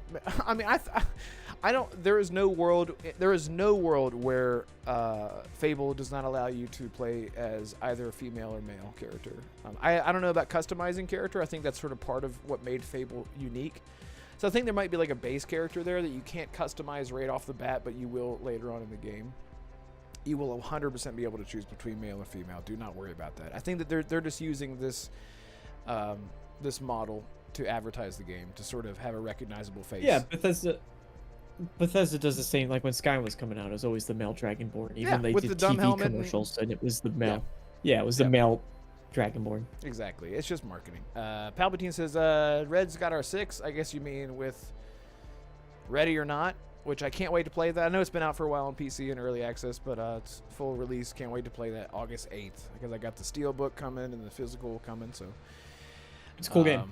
Yeah, I'm really excited for that. Arcane says, my point, Red, is that we've gotten major releases from most of the Bethesda teams within the last 2 years, so now they're going to go quiet for a few more years until we see what they're working on. Right, which is a good thing. We know what they all are working on now. Bethesda? Yeah, apparently the next Wolfenstein, or is it next Wolfenstein, and then the next? No, we don't know what indie. Machine Games is supposedly working on a sequel to Indiana Jones. Supposedly. Okay. That's just a rumor, but Wolfenstein fans are suffering forever. Yeah, I'm waiting for Wolfenstein. I'm a huge. I've been listening, dude. I've been listening to the soundtrack for Wolfenstein like 2 and they have a couple tracks on there like Ransacked. If you haven't, it is just phenomenal. And of course, it's Mick Gordon, right? Who's not going to be probably working or partnering with Bethesda anymore. But man, the music in that game, and when I start the music, and I'm like, I just want to go back and play because it's one of my favorite story-driven first-person shooters. Right alongside, I love Crysis 2. Not like Crysis 2 as well. Specifically Crysis 2, but Crysis also. Yeah. I really love Crysis as a first-person shooter. Crysis 2 was my favorite, though. With Hans Zimmer did the theme for that one. Oh my god, that theme for Crysis 2 is juicy. Oh, love it. Love it. Love it. Just love it. But yeah, and again, thank you guys so much for being here. I guess we can move on. I was trying to get someone to jump in here, but I don't think they can make it in time. We don't have too much longer of the show, but let's see. Invite them on for whatever we have. Sure. We have like 30 minutes. Yeah. Sorry, let me send this message real quick. And okay. So one thing I did want to jump into, we might not have time for the other topic, which is a very short topic, but let's just gloss over that because I know you wanted to talk about Bethesda, DeMarco. So on the topic of Bethesda, look, guys, there are 76 people here, 29 likes. Come on, please. Yeah, anyway, but seriously, thank you guys so much for being here. It's the biggest crowd we've had in a very long time. Sincerely appreciate it. But let's talk about Bethesda. So, new game. New Fallout game. Let us know if you're new here. Let us know who your favorite panel member is and why it's our gracious host, Red. That's because the last time we had this many people, Red wasn't even here. That's why I'm surprised. I'm like, last time you guys had like this many people, I was not even here, and I was like, I guess I just need to stop hosting the show. Keep going. Yeah. Keep going. But I guess I don't know. It was hilarious. I don't know how that works, but yeah, seriously, thank you guys so much for showing up and hanging out. I would like to know the people that are here. Are you subscribed? And don't be shy. Just chat in emoji. Go into the. I said, look at that. Somebody just hit the like button. Thank you for doing that. Put a little emoji in the chat. You don't have to say a sentence. Just put like a little poop emoji in chat if you're new here. That'd be great. But so Bethesda is releasing a new Fallout game. Bethesda. Oh wait, not Bethesda. Sorry, it's an indie developer. This is a port from. I actually had it pulled up and I lost it. I'm not going to type anything else. Essentially, so I'm sure you guys saw Fallout Bakersfield. This is a conversion mod that pulls assets from the Doom games and from Fallout and puts it in first-person perspective, just like the old-school Doom games, and puts it in Bakersfield. It's so funny. I saw so many people online who are like, that looks just like Bakersfield right now in real life. So, anyway, I just want to say real quick, and I'll let you go, DeMarco, because I know you have a lot to say. This is the kind of shit that I wish Bethesda would start doing. And I'm not talking about the Fallout shelters and the Elder Scrolls Blades, the mobile stuff. Little stuff like this. Like, give us like a $20 little, spin-off of Fallout or a little spin-off of Elder Scrolls or whatever. Like, keep the hype alive by giving us, stuff here and there. And to see this, people are losing their minds about this game. And it's not like it's a mainline Fallout. I don't even think it operates like a Fallout game. I don't know if you can loot and craft and explore and the RPG elements. I think it's much more of just a shooter, Doom-like shooter in the Fallout world.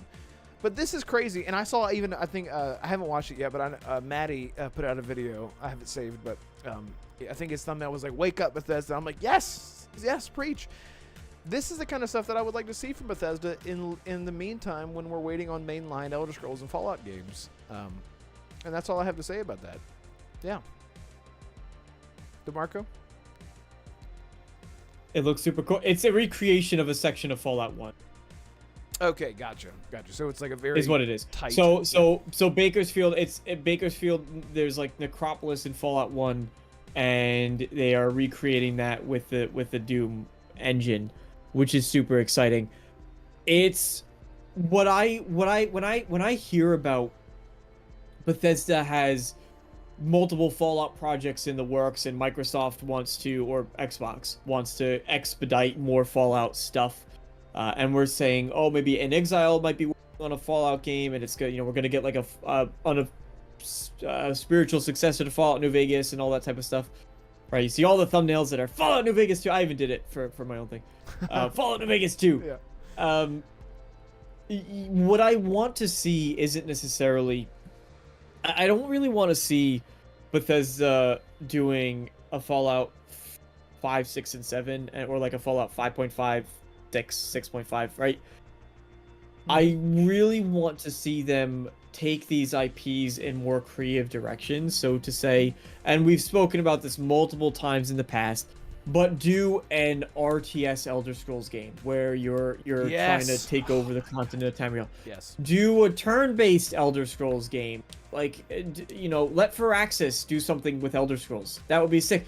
I've said it before. I will keep saying it. I want Saber Interactive, who made Space Marine 2. I want Saber to do one when you're playing as the original companions, wielding Wuthred, the battle axe, as you're slaying down hordes of elves. Like that would be so much fun. With Fallout 2, right? They did it in the past. They did Fallout Tactics and stuff like that. So there's opportunities within these franchises to do other things than just another open world RPG. And I think Bakersfield is great proof of that. Even if it's more shooter inspired and it's not really meant to be an RPG, that's exciting. And I like that type of stuff. There's room for that in the Fallout universe. Keep pushing in those interesting directions. Yeah. Assassin, did you see this gameplay? Which game? Fallout Sorry, I was interacting with chat. It's okay. Fallout Bakersfield. Did you get to see that? I think I did. I saw like a tweet, like comparing Doom to like this Fallout like game. I don't know if that's what you guys are talking about. Yeah. I mean, it looks probably. good. It looks cool, but not necessarily my cup of tea. Okay. I don't know. I think I've said this before, but Elder Scrolls is more of my tea than Fallout. I'm just saying. Plus, that art style is not really for me. If it is the same one that I think we're talking about. Anyway, go ahead, Red. I mean, I guess I'm just asking your opinion about the aspect of the prospect of Bethesda releasing more of their legacy IPs, but much lower scale. I don't mean like lower scale like a New Vegas or handing things off to Obsidian. I am talking about the things that are like this, like DeMarco just said. Like imagine Age of Empires, but even like on a lower scale. But it is like Elder Scrolls or something. People could argue more confined experiences. Yeah, just things that just like build up the universe. Like you have, instead of saying you have Elder Scrolls Morrowind, Oblivion, Skyrim, and the Elder Scrolls Online, you could say you have the Elder Scrolls Wars, you have Elder Scrolls Tactics, you have Elder Scrolls, whatever. They had the card game, which was, really. Hey, Red, you know what would be Jonas pretty is cool? Yes. Still mourning over. Which Jonas is still crying over. Yeah. It's never gonna happen, but I would love for this to happen, just because you and I would go crazy for it. I would love, and like I said, and like I preferenced this guy, and like I preferenced in chat, this is never gonna happen, but I just want to know what Red would think. What if Bethesda, and I know you said, well, first let me answer your question.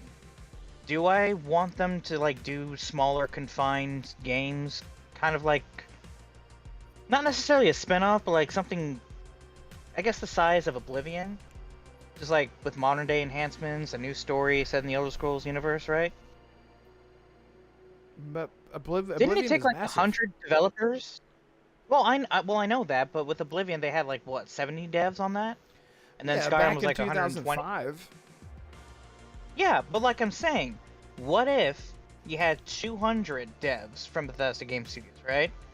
They work on a game similar to the size of Oblivion, maybe a little bit bigger, but it's made by more human hands, basically. Like less procedural animation, or the procedure stuff, the self-generated stuff, more hands-on, more handcrafted, more handmade. You're just talking It's about like- a remake. Not really. Well, I'm talking about Farkyu- like Farkyu has a great point. I'm talking like the what? Is this Go what ahead, you're talking Farkyu. about? So yeah, Farkyu said there is someone porting Fallout 1 and 2 to the OG Xbox. Still lots of work to get it working. Even that would be great. Even like getting the Elder Scrolls Daggerfall or whatever, even as ancient as that game is, even getting that over, or like Elder Scrolls Arena, or getting Fallout 1, Fallout 2, Fallout Tactics, like getting those kind of games over, little by little.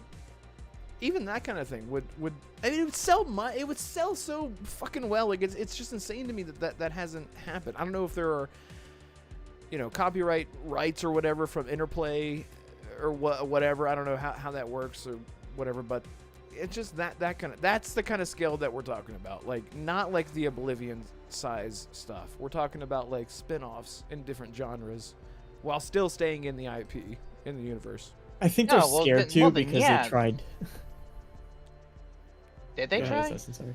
Well, no, I was gonna say they tried like specifically when it comes to Elder Scrolls, they did Redguard once, which was like supposed to be an action adventure Oh game. man. And Oh obviously- yeah, Yeah. Wait, you're talking about you're talking about like- the old game, right? Back in the early 2000s. Yeah, so they're like, yeah, we're Wasn't that never like doing a- anything else, and Wasn't that which like is a right, spin-off, or they did Elder wasn't that a Scrolls spin-off of Blades. Daggerfall? It was just a spin-off in general, and It was around that time. yeah. It almost it helped to contribute towards like the company going bankrupt. Like Yeah, it was But really you would bad. think that nowadays, with how popular certain genres have been, and how much more experienced Bethesda is, I would think that they would like to give it another shot. It doesn't need to be like Devil May Cry, like action adventure, but like something different that feels Elder Scrolls like. Yeah, I would like them to experiment a little bit. But Yeah. Rhett, the whole my game pitch, and I want to know what you think. I'm not expecting you to like it, but I just want to know what you think. What if Bethesda went to Atlas and said, "Hey, we want to make a turn-based Elder Scrolls game. Sure. Yeah. Yeah. I mean, We see how you do the mechanics with Magic and Persona. We think it could work well in Elder Scrolls. It's like we got the lore, you guys do the gameplay and the mechanics. Let's make a story." I would love Something love like that that. so much. Imagine like the combat of Clair Obscur, except it's Elder Scrolls, and you're playing like as like a mage Made and by a, Atlas. in like a Khajiit assassin in like an Argonian, whatever. Like you could do so well, much. Red, with imagine it. the It'd be spells from great. Elder Scrolls.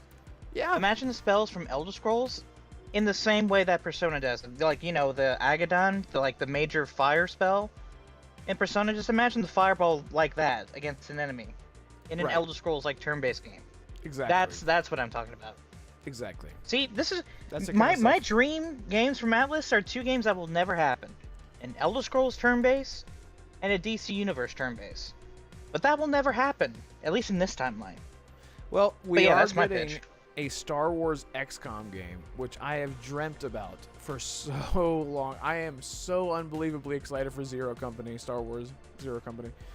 So never say never. You never know. And that's the kind of stuff that in this Fallout game sort of just piqued the interest of, like, why aren't we getting official support for these types of games? Why aren't you at least porting over the old games? Ooh. Like, Because they're risky. Because they're ooh, risky.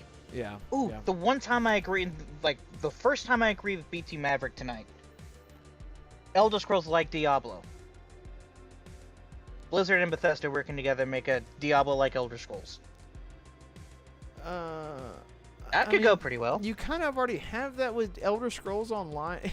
If you just go watch higher level players play Elder Scrolls Online, No, you're but like, it's. this is kind of the. It's pretty crazy. It's just. I mean, doesn't Elder fucking Scrolls, fire Elder flying all Scrolls over the doesn't place, have an there's sword asymmetric one, swinging, does it? people teleporting, magic blowing up all the time. It's literally just Diablo, except the camera is closer. But I know what you mean, BT Maverick. I'm not saying that it's. I'm just saying that it's so close that I wouldn't try to invest too much. But DeMarco, you said you were But, like, saying the that it's too much of a closest- risk. yeah. Do you mean like investing money into companies to port things, like a Nixus or like a Virtuos, like those kind of companies that it takes? Well, for starters, for something like Fallout 1 where they got to rebuild the game, yes. Yeah. You know, even Oblivion Remastered, Virtual 10, it'll be remastered, but that game had the advantage of they just took Oblivion and they wrapped it in. We've heard about how they wrapped Oblivion in an Unreal Engine skin, right? Right. Yep. So that is different, but there's risk to something like when we're talking about Bakersfield, which I think looks really, really cool. It's very unique, and I say unique. It's unique because we haven't gotten it before. But you look at it and you go, this just seems sense in some ways, right? But it's very cool to see. You know, something like but Bethesda officially wouldn't try something like Bakersfield because that's risky, right? It's going to appeal to. Is that going to appeal to your Fallout fans? I don't know. Maybe. Okay, yeah, we get it, DeMarco. Like, they should stay in their lane. They should never experiment. They should grow stale. They should keep doing what they're doing. Got it. We get it. Now let's have some fun, shall we? I want to hear from chat. And I know, Red, this is your show. What are you saying? What are you saying? I'm just kidding. Okay. I'm just kidding. I'm just kidding. But I know this is Red's show, but I want to hear from chat. And I think Red, you and DeMarco will agree with me. I want to hear chat's wackiest ideas. Like my Atlas one from earlier. I want to know like their craziest Elder Scrolls or Fallout spin-off. Like what genre they wanted to tackle, what developer outside Bethesda they want to do it. Who could Let's just have some fun, shall we? What developer could make an Elder Scrolls game and Fallout game besides Obsidian? So start backspacing because I know you guys immediately started saying Obsidian. Besides Obsidian, who could make a good Elder Besides Obsidian or Fallout game? Like no RPG studio. I want a completely different genre. I want a different studio that would fit Elder Scrolls. I would Firaxis say and Elder Scrolls. Firaxis and Elder Scrolls. Really? And with the style of game, would be like XCOM, or just let them. Honestly, I was Suns? thinking more in line with the Midnight Suns. Okay, yeah. That's God, I would fucking love that so much. I a would say card-based, turn-based game. Doesn't have to be card In Elder based. It doesn't have to be card based. I'm just saying, not necessarily like XCOM, where it's we know the XCOM formula, right? Like Midnight Suns came out and did something different. So basically, that's what I'm saying. It doesn't have to be cards. It could be something else, but just Firaxis, I think, tries unique, creative things, and I would like to see what they would do with Elder Scrolls. Larian Studios for Elder Scrolls. That's the given. That one's a given. Yeah. Yeah, but would it be isometric? Or, I mean, a CRP? They did say, what's interesting about that is they did say, Larian said if they didn't work on Baldur's, I think Maddie brought this up in his video that he released recently. If they didn't work on Baldur's Gate, that they wanted to work on Fallout. Oh, yeah. I did hear about that. Oh, yeah. Oh. Yeah. Oh. Yeah, you're right. Which is appropriate. DeMarco, what would that's- you say? What would you say if that became a reality? Like, hey, Larian, Sven Winke, working with Todd Howard, we're making a Fallout CRPG spinoff. Well, I've liked Larian since Divinity 2. And I was late to Divinity 2, mind you, but like I've been a fan of Larian. So I think that'd be great. Now, DeMarco, do you think that because of Larian's pedigree with the type of games that they're used to making, do you think that whenever they said that they would like to make it, that they would like to make a traditional, or I would say not traditional, an original Fallout game, a la top-down isometric? You think that that's what they meant? Yeah. Yeah. Yeah. Oh, yeah. That's what I took They from wanted to go back to like Fallout 1 or 2. Yeah. Yes. Also, yes. here's Okay, another right. one. Cool. Elder Scrolls and Respawn. Oh, okay. Yeah. I'm like thinking Jedi Survivor. Wait. Say that again, DeMarco? Elder Scrolls and Respawn Entertainment. Doing what? A first-person shooter or a third-person action-adventure game? Because Respawn Yes. does both. Either You want or. what? Either or. Both. Yeah. Okay. Yeah. You gotta pick one, DeMarco. Like I can't No. see it without you pick. No, you gotta pick one, you jackass. What would you? They could do first person because you think about like some of those mechs in Titanfall were more melee focused. So they So could you do want them to do like what? A first-person magic shooter? No. Doesn't have to be a magic shooter, doesn't have to be a shooter. That well. Or it could be like Well, Respawn has always done shooters. They've just- worked on Call of Duty. until Jedi Survivor. Or Jedi Fallen Order, what- excuse me.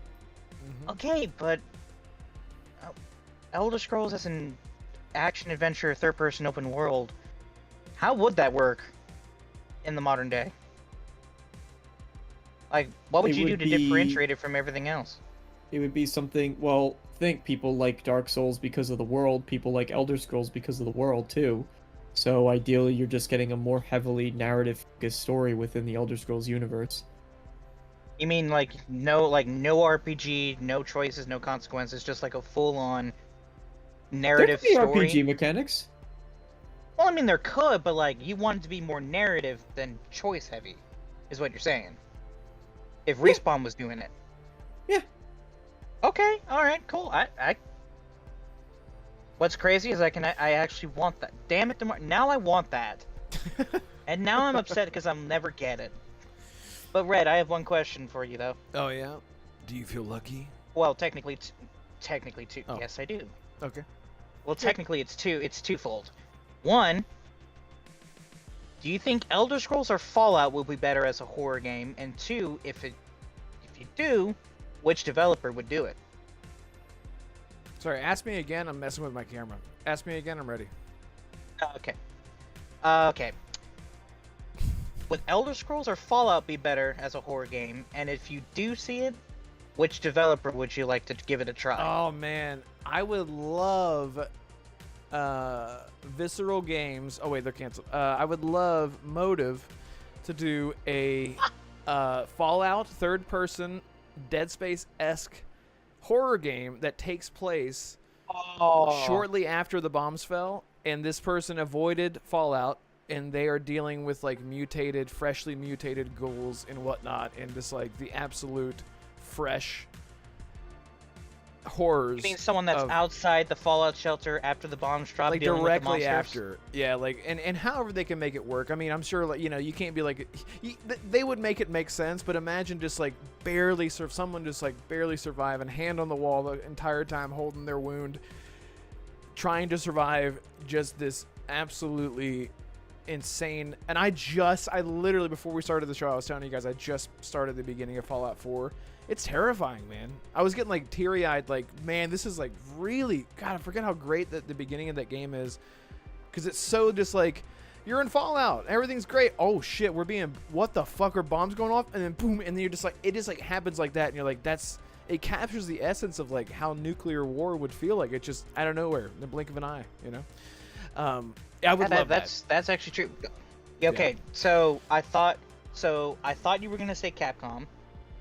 I'm not gonna lie, but now that you mentioned Dead Space and the emotive, I gotta admit, because the only reason why I'm on board with that idea is because the guns you get in Dead Space could very well match the games in Fallout, or the weapons in Fallout. I know they're completely different in terms of like what they can do, but like they're sci-fi enough where you can actually combine the two weapons, and like I didn't even know they were in two separate universes. Yeah. But yeah, I agree. We this is what I like. We experiment and talk about these things. Exactly. We should do And this more Arcane says, why not Arcane or an Elder Scrolls first-person action game? I would say because people are used to the third person being an option, and I know that Arcane right now is. I Doing feel the like that's a third jab person. at DeMarco. No, it's not. I feel at all. like that It's was a just jab at DeMarco for that. He's like, why'd you say Respawn and not Arcane? Like, Arcane's right there. Like, I mean, it's the same thing like with Guerrilla Games. Guerrilla Games was known for doing Killzone, a first-person shooter. And then they come out and blow everyone out of the water by making a third-person open-world game playing as a chick fighting giant fucking robot dinosaurs, and it sells like bonkers. And you're like, all right, never thought that. We talked about creative constraint with developers. Whenever developers are held back for years and years and years on end doing the same exact thing over and over and over again, they build these ideas of creative ideas that are on the complete opposite side of that. So let's say you're a studio doing first-person games for 10 years straight. You want to do a third-person game, and it's not going to be a shooter. It's going to be something totally different. So you never know. You never know. But like I said, Arcane, an Arcane Studios doing an Elder Scrolls game, I would love it, but I would need that third-person option. But they could totally pull it off. And Blade is third-person. Really excited for that. Biff Rinaldi, third person. Thank you so much. A member for 3 months has made it home alive. Thank you for letting us know. Elder Scrolls game made by FromSoft would be dope. Hit the like button. R.I.P. Ozzy Osbourne. God, rest in peace. I can't fucking believe that Ozzy Osbourne passed away today. It's insane. Sabbath. It's insane. Yeah, it's insane. Anyway, but yeah, Miyazaki and Todd FromSoft, Howard working on. Yeah, that'd be nuts. Yeah. But they would have to make it make sense. They would have to make it make sense. Like you would have to be like a Nord in, in the afterlife. What's it called? Sovngarde, fighting the giant and like the enemies of old. Because FromSoft games have bosses that are fucking insane. Yeah, just fight Alduin all over again. But it would have to be something on that scale because FromSoft, you're not just going to be fighting an enemy to your player model scale. You're going to be fighting enemies that are like two stories tall sometimes. Well, don't you have undead in the main Elder Scrolls universe in Tamriel? Like there's lore as to why there are some why the skeletons and the wraiths are the way they are. Like couldn't they just do that? I don't know. I can't remember. Also, not just Biff Rinaldi, but I gotta say, the chat has been cooking up some very good ideas, and I'm upset that we'll never get to see them. Because Bethesda. So, Red, you want to start off by reading some of their ideas? Where am I starting? Highlander Grim? I would honestly start... Let me see. Oh, man. Well, Jacob Tupa started it off with Activision. Let me see if I can find Do not do an Activision Fallout thing, because DeMarco will get upset about the animations. Please, no. Elder Scrolls 6, the serial, Elder Scrolls, the action figures. I have no idea what that means. Sorry, let me just skip to what I found. Sorry, I apologize. Let me find it here. Let's see. Shout out to RSJ fan in the chat. Thank you for being here, and also Dion, who said hello earlier. Let me see. Jonas says BGS. The one right below that. The studio does the open world games, and they stick to it as they should. But I'm open to see them lend out the license to project they can oversee, as they did with Legends. Yeah, exactly. I think that was further back, but yeah, exactly what we're saying. I see BT Maverick, blah blah blah. I'm trying to get caught up here. I apologize. Let's see. Yeah, brother. Let's see. Fuzzy Tomato. I remember watching an interview with Todd, and he was asked about a smaller game. About smaller game pitches for Elder Scrolls and Fallout. He says those kind of things would go in Elder Scrolls Online and Fallout 76. Right? Yeah, it's like they've already like made a bucket for Elder Scrolls in Fallout. They're just gonna throw everything in there that they like. Here's a cool little idea. Okay, we'll throw it in the Elder Scrolls that are 76, which kind of disappointing. BT Maverick, give me Mike the Liar, Khajiit, Cat Person, Metroidvania. He just goes around just bullshitting everyone. It's funny, I remember my first encounter with Mike the Liar was obviously Morrowind, and I think I told the story before, but I was like this 13-year-old kid, like, blown away by this game, right? And I ran into Mike the Liar in Balmora, I think. And I went up to Mike the Liar, and he was like, "Did you know that you can transform into a Lich? You can transform into a Lich King. You have to combine dragon's tongue, whatever, lavender, and this other potion, this other herb to create this potion, and you can transform into a Lich King. And I'm like, holy shit. I went out of my way. I went into like the Ashlands where the dragon's tongue is, found dragon's tongue. I was like, oh my god, it's real. And I went out of my way to try to craft a potion to become a Lich King. And at the time, I didn't have access to internet, so I was taking tutoring classes at the time.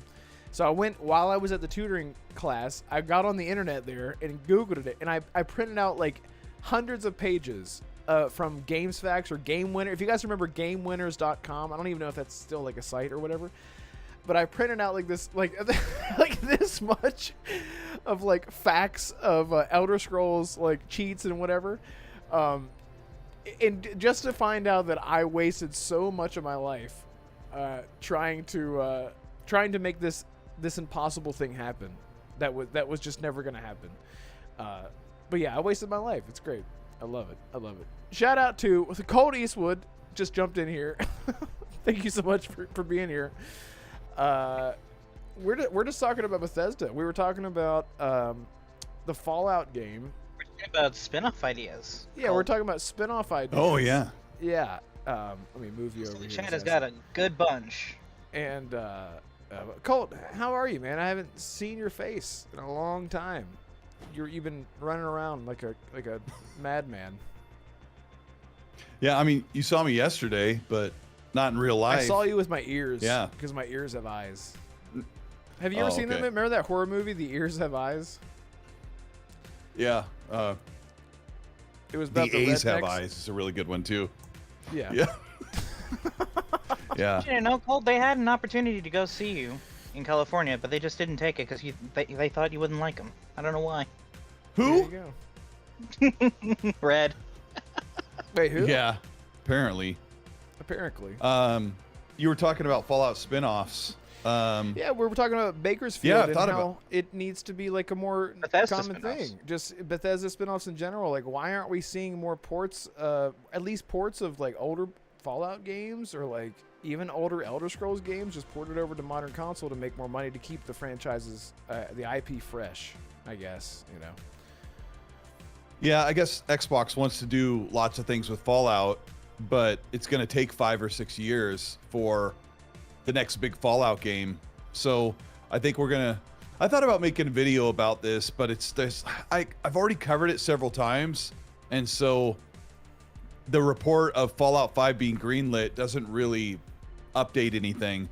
But I think the reality would have been, if Todd Howard had his original way, Fallout 5 would be a reality in 2035, and now it's closer to like 2030. So, Right. Oh, that's painful. It is painful. I mean, but it's true. I don't know, like, whenever, like, Fallout 5 got announced, I was like, or not announced, but, like, it's in development. I'm like, yep, sure is. Anyway. yeah. You know, Yeah, we already knew that. yeah, we kind of knew that was going to Yeah. happen. But, yeah, Colt, what would you want to see, man? Like, as far, and we're talking about spin-offs, not like a Obsidian style spin-off. We were talking about, like, Yeah. turn-based type games. Like if you would have like a Fallout or Elder Scrolls game made by a different developer, who would it be? That's hard to say, because the only thing we don't get is your traditional first-person Fallout game or first-person Elder Scrolls game. Like, you have to go to the Tarnished Grail or whatever. What's it called? I played like a Tainted couple Grail? hours of it. The Tarnished Fall of the yeah. Avalon or something like that. Tainted Grail. Tainted Fallen Grail. Avalon? Yeah, yeah. Tainted Grail. Mm-hmm. Yep. Tainted Yeah. Grail, yeah. Yeah. And I play that, I'm like, oh, here you get like your Elder Scrolls like ripoff, because the problem in the games industry right now is you don't get sandbox games, open world games. Like, you don't get your Grand Theft Auto style ripoff games anymore, and you don't get your hardcore RPGs like Fallout and Elder Scrolls. So, like, if you're asking me what kind of spin-offs I want, like, well, you already get all that other stuff, you know. I don't want Fallout Shelter. I don't want a turn-based isometric game from Fallout or Elder Scrolls style. I don't know. Okay, well, The cool Colt, thing- Red and DeMarco actually had two great ideas. So I'll just repeat what they said. So DeMarco would like a narrative third-person Elder Scrolls game, and Red would Okay. like a Fallout horror game set when the bombs are dropped off or dropped on, Like by you know, motive, hit like Dead Space, kind of. by EA Motive, and he wants DeMarco Oh, wants the DeMarco wants Respawn to do that third-person. I want a narrative lot Elder of Scrolls I game. want a lot of things, to be fair. Like, even I would say if we had a horror game, I would want to see it done by like Ghost Story Games, which is Ken Levine's new studio. Yeah, Ghost Story game, Yeah. Ken Levine's new studio. Yeah. Like, I want to see him do a Fallout title. I think that would be great because you'd get the zaniness of Ken Levine's insane mind. You're and you're also- asking for Fallout Bioshock. Well, yeah, that's fine. I mean, I'm cool with hey. that. I mean, I you want a lot both of won me things. over with Point your being. idea, so I can't really deny that at all. Point I being. can't. But like Colt, you're a big fan of like original Fallout. Like there were so many like Fallout 3, Fallout 4, New Vegas or whatever. There were times in those games where they sort of dipped their toe into different elements. Like you would like I'm trying to think of like a specific like there was this one quest specifically where you have to sneak into a giant mansion filled with feral ghouls, and that's sort of like where I got the idea from. But that was Bethesda, I think, because it was Fallout 3, and that's sort of like where I got the horror aspect of it. A horror game set in Elder Scrolls, I don't know if that would work, or like a DeMarco said a Respawn game Elder Scrolls game by Respawn. That kind of thing. If I'm being honest, I'm surprised that none of you guys suggested an Elder Scrolls RTS set during the Great War. Yeah, that's a really great point. Yeah. We're talking about like Age of Empires. Like between the All-Merry Dominion and the Empire. Yeah, we're talking about like an Age of Empires, Elder Scrolls game. But that's not your bag, is it, Colt? You're not a big fan of RTS. No, I don't like those RTS like wartime games, but lots of people like them. They may be kind of niche. I don't know. I've been playing Star Wars Outlaws, a game that nobody's supposed to like, and I've been finding some joy in it. And so my idea would be, why not make a Fallout style? I'll just rip off DeMarco's idea, like a Fallout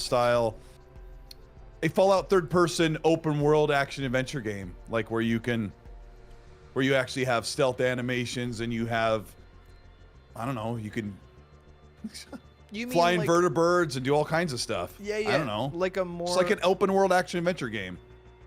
right, like a more not so sim-like. It's a little more linear, but kind of open, like more hub-based Fallout. Just more game. like an action adventure game where it just has like RPG light mechanics, but Yeah. that's not why I play Fallout.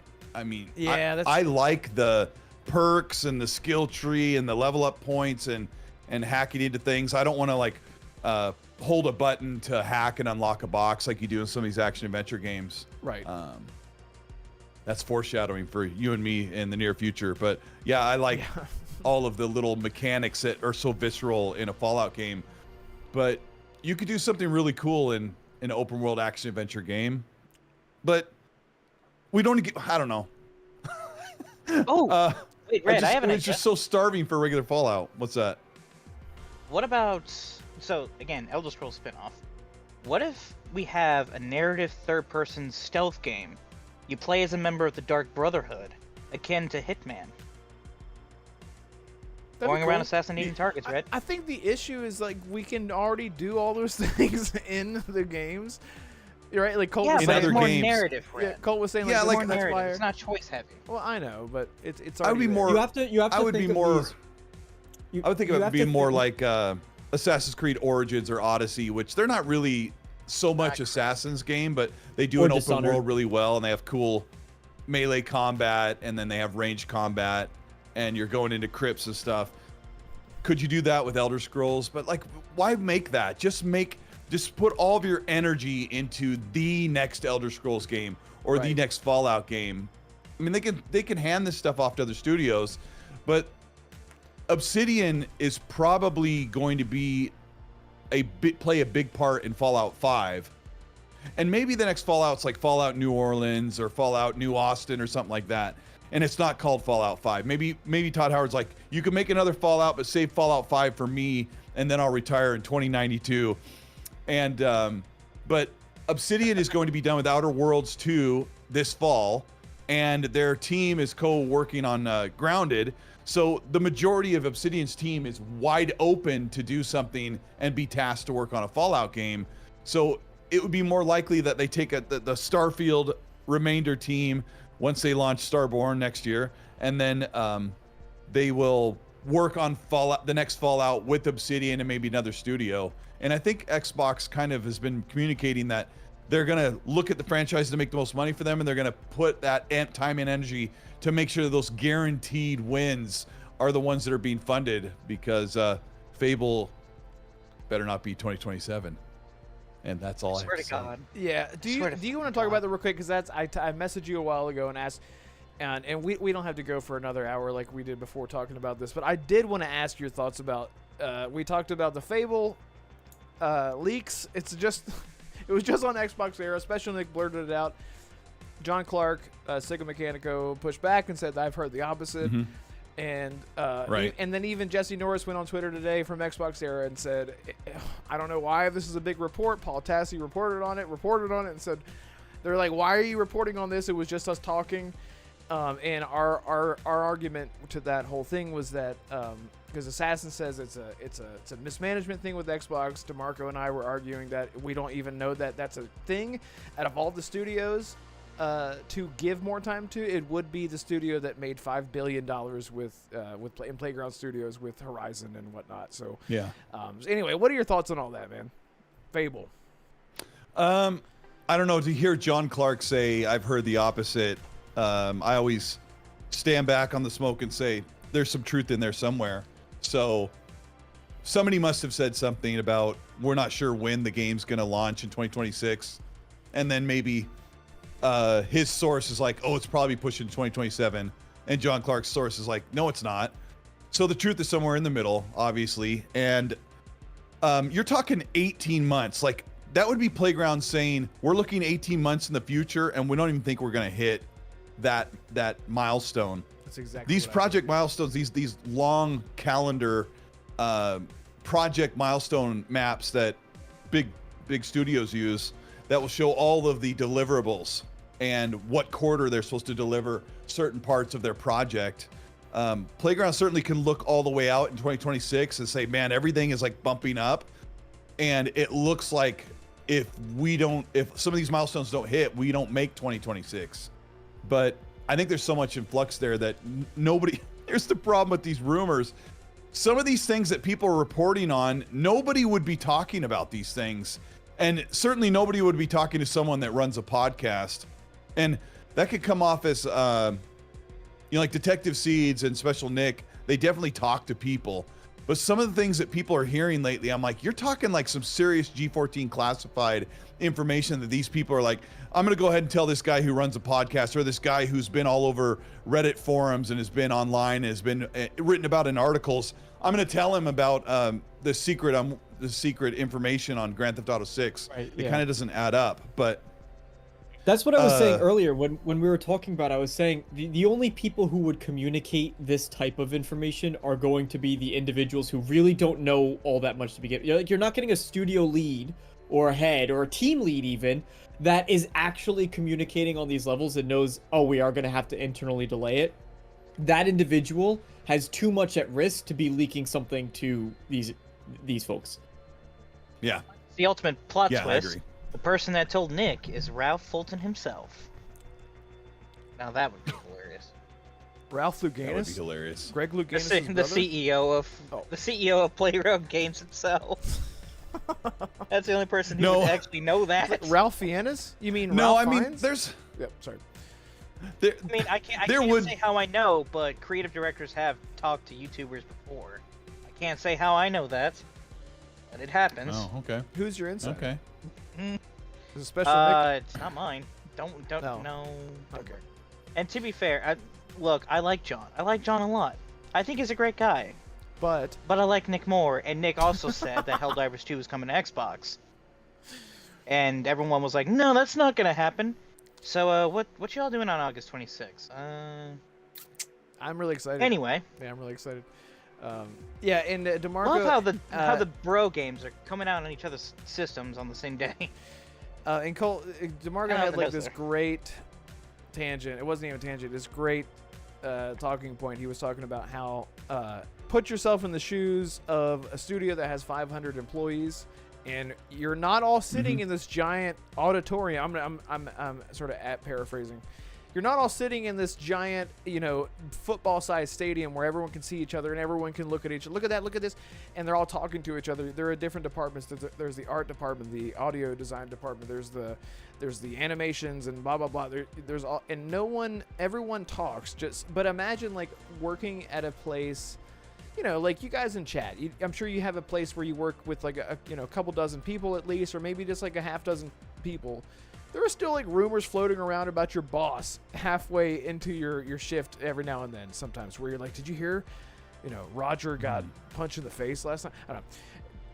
But like, imagine multiplying that by 500 people. You have no idea what's actually going on. So whenever people say I have an insider, Well, yeah, I can tell you how it works at my job. I work in a communication public outreach team, and my direct supervisor is the PR lead for where I work. And she will hear the stuff from the corner office because she is developing whatever they're going to, their PR statements or whatever they're going to put out for stuff that's going on. And I work directly with her, and I never hear that stuff because I'm not supposed to hear that stuff.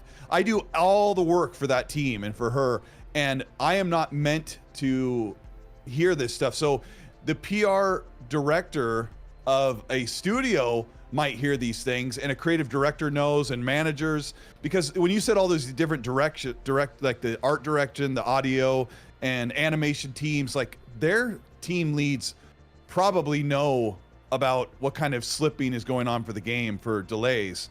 So there are people across the studio that would have an idea, and how many of them talk to some of their team? It's possible. It's really possible that some of those people could be told, especially if it directly relates to, their project that they're trying to deliver. I don't know. It's interesting to me because I don't have an inside source with anyone. I've never claimed to have a guy who knows or a guy who tells me anything. I've never claimed that I had the inside track on stuff. I just get to talk to people who do. And I talk to somebody all the time that directly talks to actual employees at these studios or at these platforms. And so I hear this stuff third hand. So it's just interesting to me that some of these newer content creators who haven't, like, it's hard to, I don't know. It's hard. I don't want to sound like I'm being petty, but it's okay, interesting that It's okay, Colt. You can be mad. You can be mad that they told Nick and not you.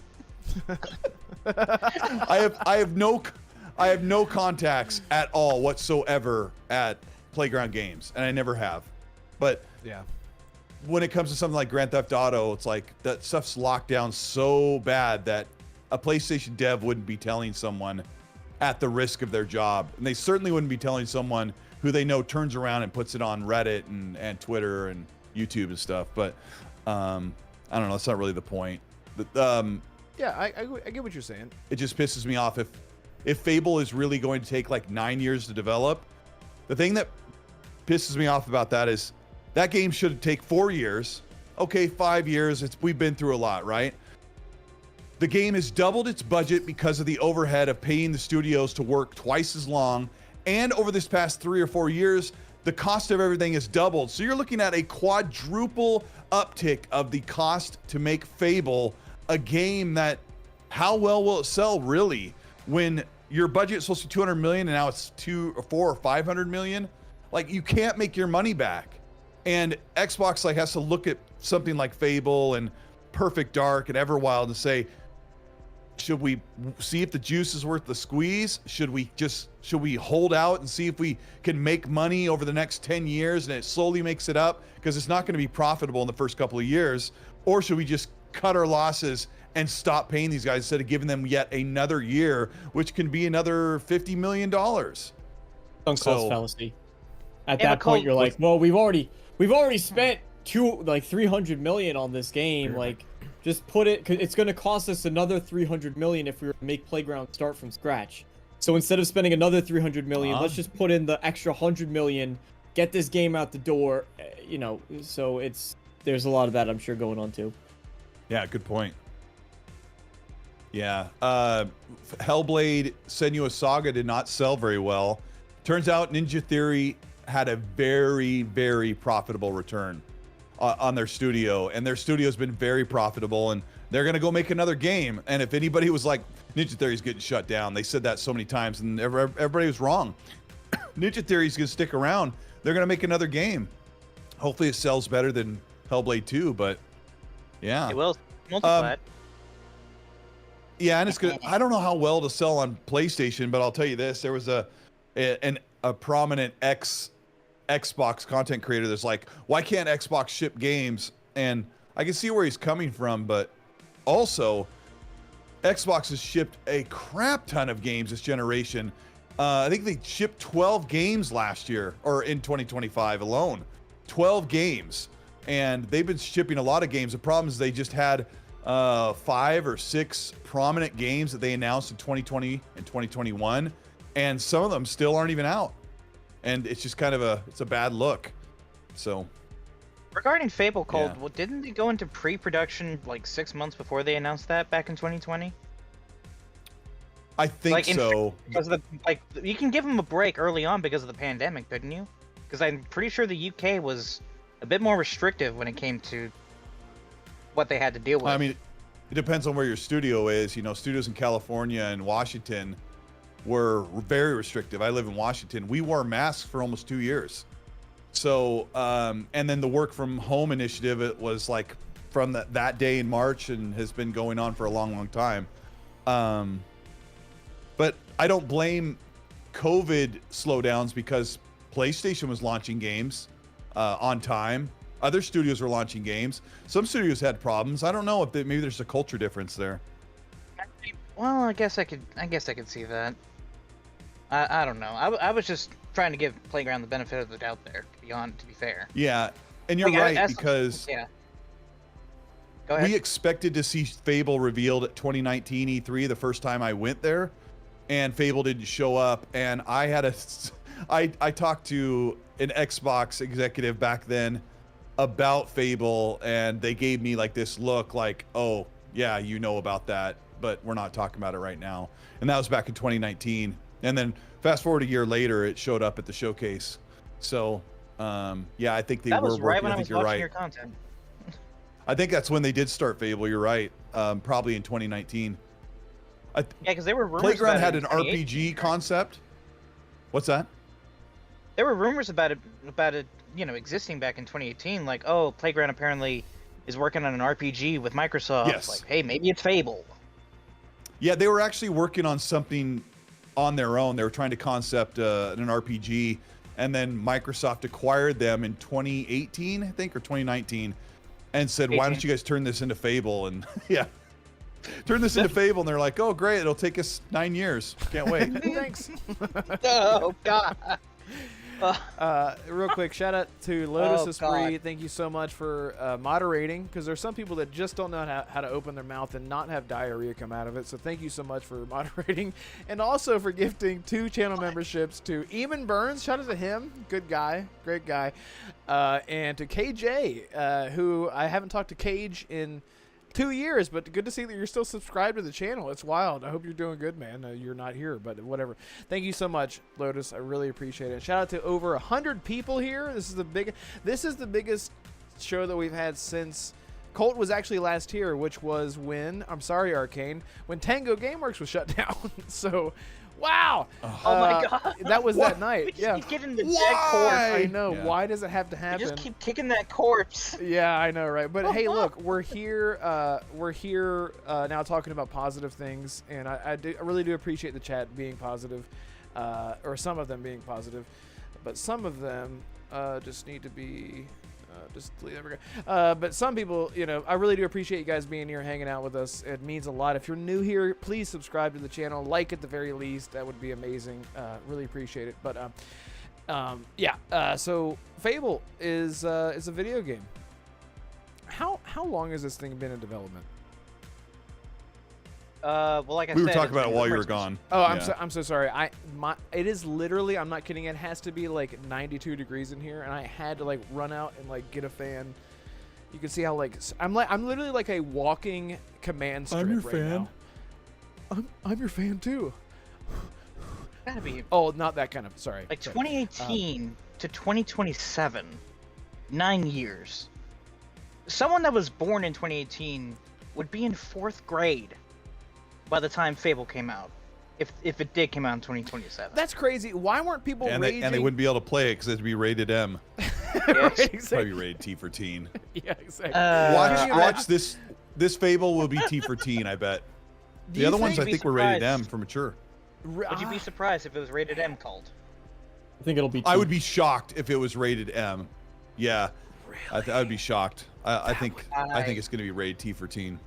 Now look, I've given crap at Microsoft and Xbox for the decisions they've made, but I hope that Nick is wrong. I never thought I would say that out loud. I hope he's wrong, because next year, as much as I, despise Microsoft gaming as a concept, I'm excited. Like Gears of War E-Day, like for the Forza fans. Why do you despise Microsoft gaming as a concept? You mean them calling it Microsoft gaming? Just Don't get into this. Come on, Don't get into Assassin. this now. No, let's do it, Don't let's do this it. now. Let's say it. The DeMarco's eating. Let's do it. He's refueling. Let's go. let's not. DeMarco is. Let's go. DeMarco's getting hangry. He's eating. He's No, eating. I have this. Look at that. He's got some. I was he's trying got to some eat on my show gabagool. yesterday. Look at that. He's got some The gabagool. guy who said he would not eat on camera is actually eating He's on eating camera. Why do you camera. think I keep sliding like Tortellini? I don't. I got I'm not tortellini looking and- at tortellini this. Wait, I'm wait, not let's- looking at let's- you. this? Tortellini and shrimskini. Oh, Hey, that's DeMarco, actually take 2 tortellini. pieces of tortellini and put them right here. Hey, we match shirts. Hey, can you hang it? Are your nips long Red, are enough you to wearing a just hang it? burgundy shirt or a black shirt? We're What we're color's your literally shirt? wearing the same shirt. It's a burgundy shirt. I don't know why. Well, I guess I don't have sleeves. Are you Assassin? Turn on your camera. Look at this. Look at this. We're literally wait, wearing the huh? same shirts. I'm not turning on a camera. Oh my God, you all really are wearing burgundy. We literally are. And we're all bald. Hey guys, Dude, we're wearing tortellini colored shirts with DeMarco. We look like his food. we're changing the name of the episode. The name of the episode is now the Tortellini Renegade Realm Realm podcast, Podcast. with the Burgundy Boys. The burgundy. No, the boys. Renegade Red Burgundy podcast. I love that. It's the Maroon podcast. I love it. Yeah. I'm got not you. turning Look on. at that. I Look don't at even that. have a camera, Fark. I just killed I don't that even have gnat. a- See it on my hand? Hey, Got you. don't. Snap. Don't. Gotcha. No, but Colt, isn't that their plan for next year, though? Like they want What? Forza, Fable, Gears, and Halo for the 25th anniversary. That's their goal, isn't it? All you have to Isn't that do, what Phil said? Assassin, all you have to do is have Phil Spencer tell us what's coming next year, so it won't come out next year.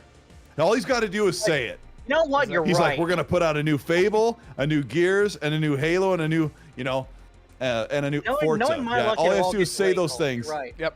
Yep. Knowing my, and then all knowing those my things will luck, get it'll delayed. delayed. Jonah says if it doesn't end in any and is made by a guy named Mario, he ain't eating it. To Marco. Oh my God. Yeah, Colt, do you know about that whole Mario thing with DeMarco? What? How he says the word Mario? Yes, it's just, It's Italian. weird. Mario. It's not. I know he's Italian, an Italian Mario. who breaks his noodles. Come on. Wait, Mario. Is Mario the correct way to say it? Mario. I'm yeah, I'm that- an Italian, so and Mario is Italian, so therefore it's Mario. You also Yeah, you put can say cream in that your now. carbonara. You're not Italian. End of the discussion.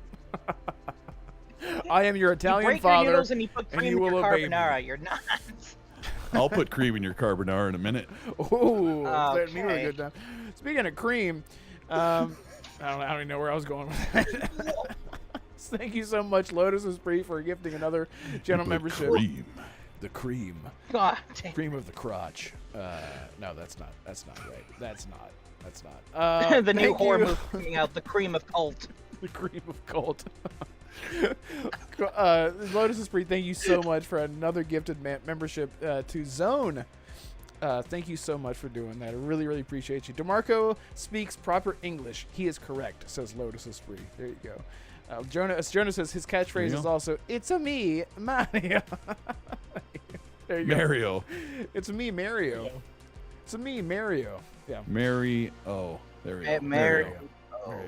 Mario. Mary. There we go. There we go. We got it. We got it. Well, hang Yeah, on. that sounds like a charity I do want to. can that went wrong. Colt, let's get, just real quick. I don't want to, and I know Jonah or DeMarco. I don't want to keep you up all night either. I do want to ask your opinion on this since we're all here. Microsoft Gaming, Xbox Studios, Xbox Gaming, whatever you want to call it. When it comes to Fable, and did you guys already talk about this? Just stop me. Who's to blame? Assassin believes that it is up to it is. I'm going back to my tortellini. Right. Yeah, please Assassin do. believes that it is solely Matt Booty's fault. It is Phil Spencer's fault. That it's mismanagement that Fable's getting No. internally delayed. Assassin has gone back and forth. He said it was Microsoft, then he said it was Xbox. It's not been consistent. And he's arguing 3 different things. Assassin, you do that a lot, where you're Oh look, everything just crashed. Great, love it. Oh, I got it. huddles, you start arguing a different thing. So you were saying it was Xbox, and then it was Microsoft. I've said Microsoft the whole I feel night. I feel like putting in your DeMarco is like the tortellini? production. He's like the producer on the side of a talk show. He's like off camera with like the headset on, and he's eating his lunch. Like, no, that's not what you said. I've said Off script. Microsoft Gaming the whole time today. I don't know what he's putting in his tortellini, Colt, but he's lost his It's not Microsoft Gaming. Phil is the head of Microsoft Gaming, but that includes like Solitaire and Minesweeper. Yeah, it's Xbox. Everything's an Xbox. Oh, do you have any idea how great a first-person Minesweeper would be? Oh, it'd be fantastic. I mean, Let's give it to Playground and have them take 10 years to build it. Yeah, exactly. Nah, give it to Bethesda and just ruin it in 5. And they'll make a protagonist that'll just piss off all the incels on Twitter. It'll be great. Yeah. Brett, this is some Stellar Blade. No, I was You talking sounded about- like Bill Cosby for a second there, your voice. I was Don't like, make the I was talking potatoes. about a bag of shibbida babbida hibbida boobida scabbida skibbida dibbida babbida bibbida bada bida. You've been roofied. Wait, Cole, who did you compare him to? Sir, this was a Wendy's. Can I get a little drop of skibbity bop in my drink? Mr. Cosby, this is a Burger King. Well, hibbity bobbity skibbity doo. Can I get 2 French guys in a... Yeah. Yep. Skibidi. Oh, that's He doesn't say Cole, skibidi. I don't know what. That's Diddy, not Bill That's Cosby. more like Adam Sandler. What? That's Yeah, Diddy, shout not out to Bill- Theo Huxtable, who passed away, though. Who is yeah. that? And Ozzy Jesus, and Osbourne. Ozzy Osbourne? Damn, man. Isn't that crazy, dude?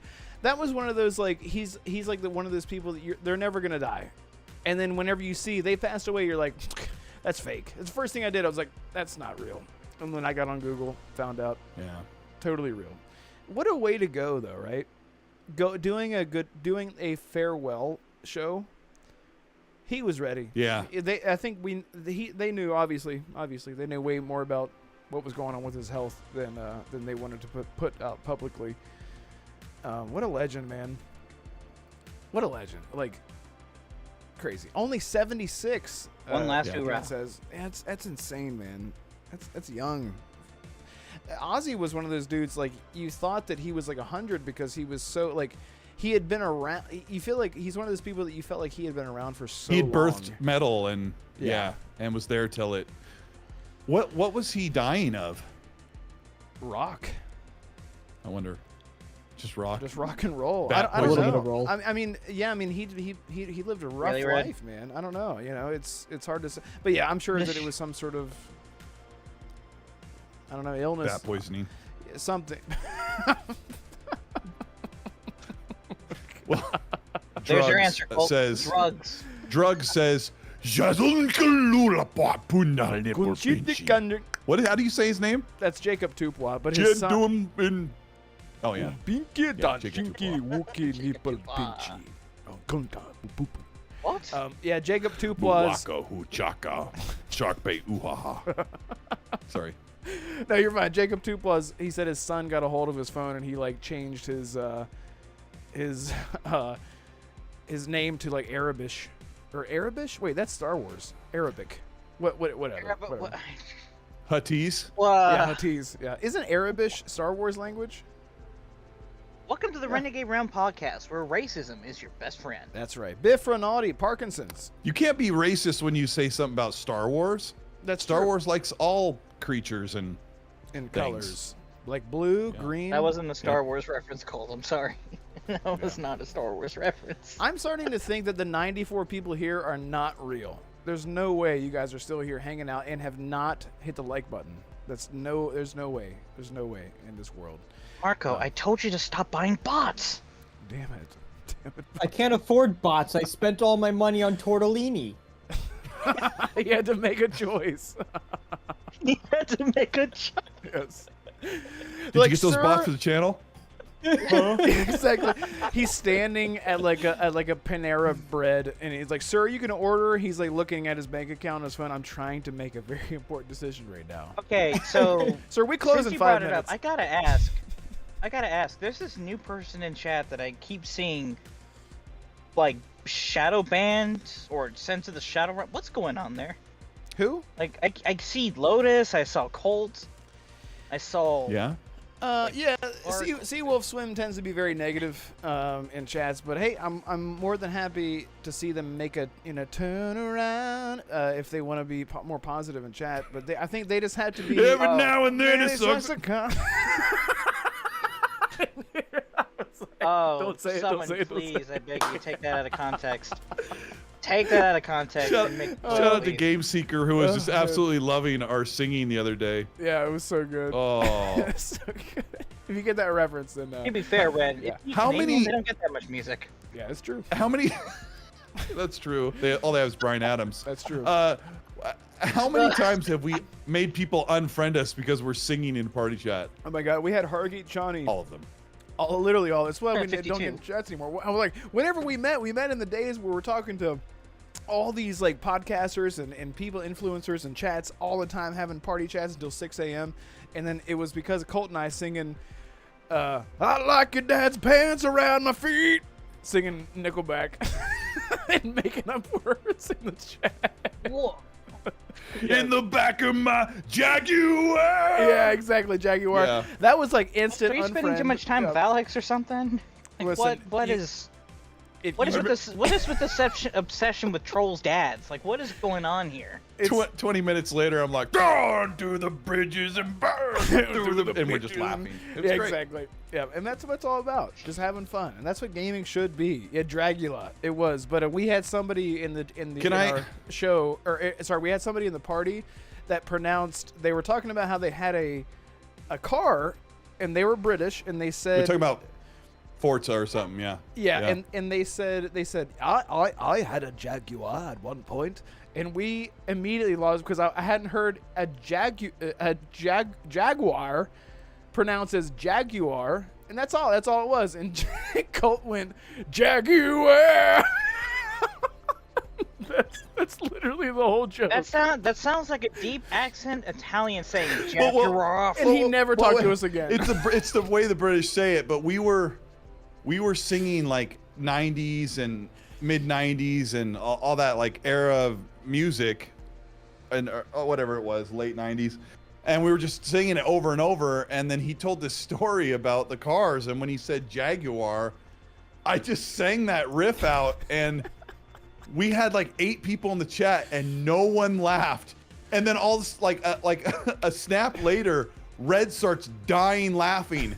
And you and I could not stop laughing for like 20 minutes where you have to pinch the end of it so you don't pee yourself. It was great. Exactly. It was a good time. And you get sepsis or whatever. It was so funny. Yeah, it's my favorite. Yes. I don't know. Is that how you get it? I don't know. Tell me how. I'm trying to get it. I'm trying to experiment. Is Matt giving you like some of that bagged milk colds with like some LSD or what? It would be what are y'all Mag to doing in do your that. parties?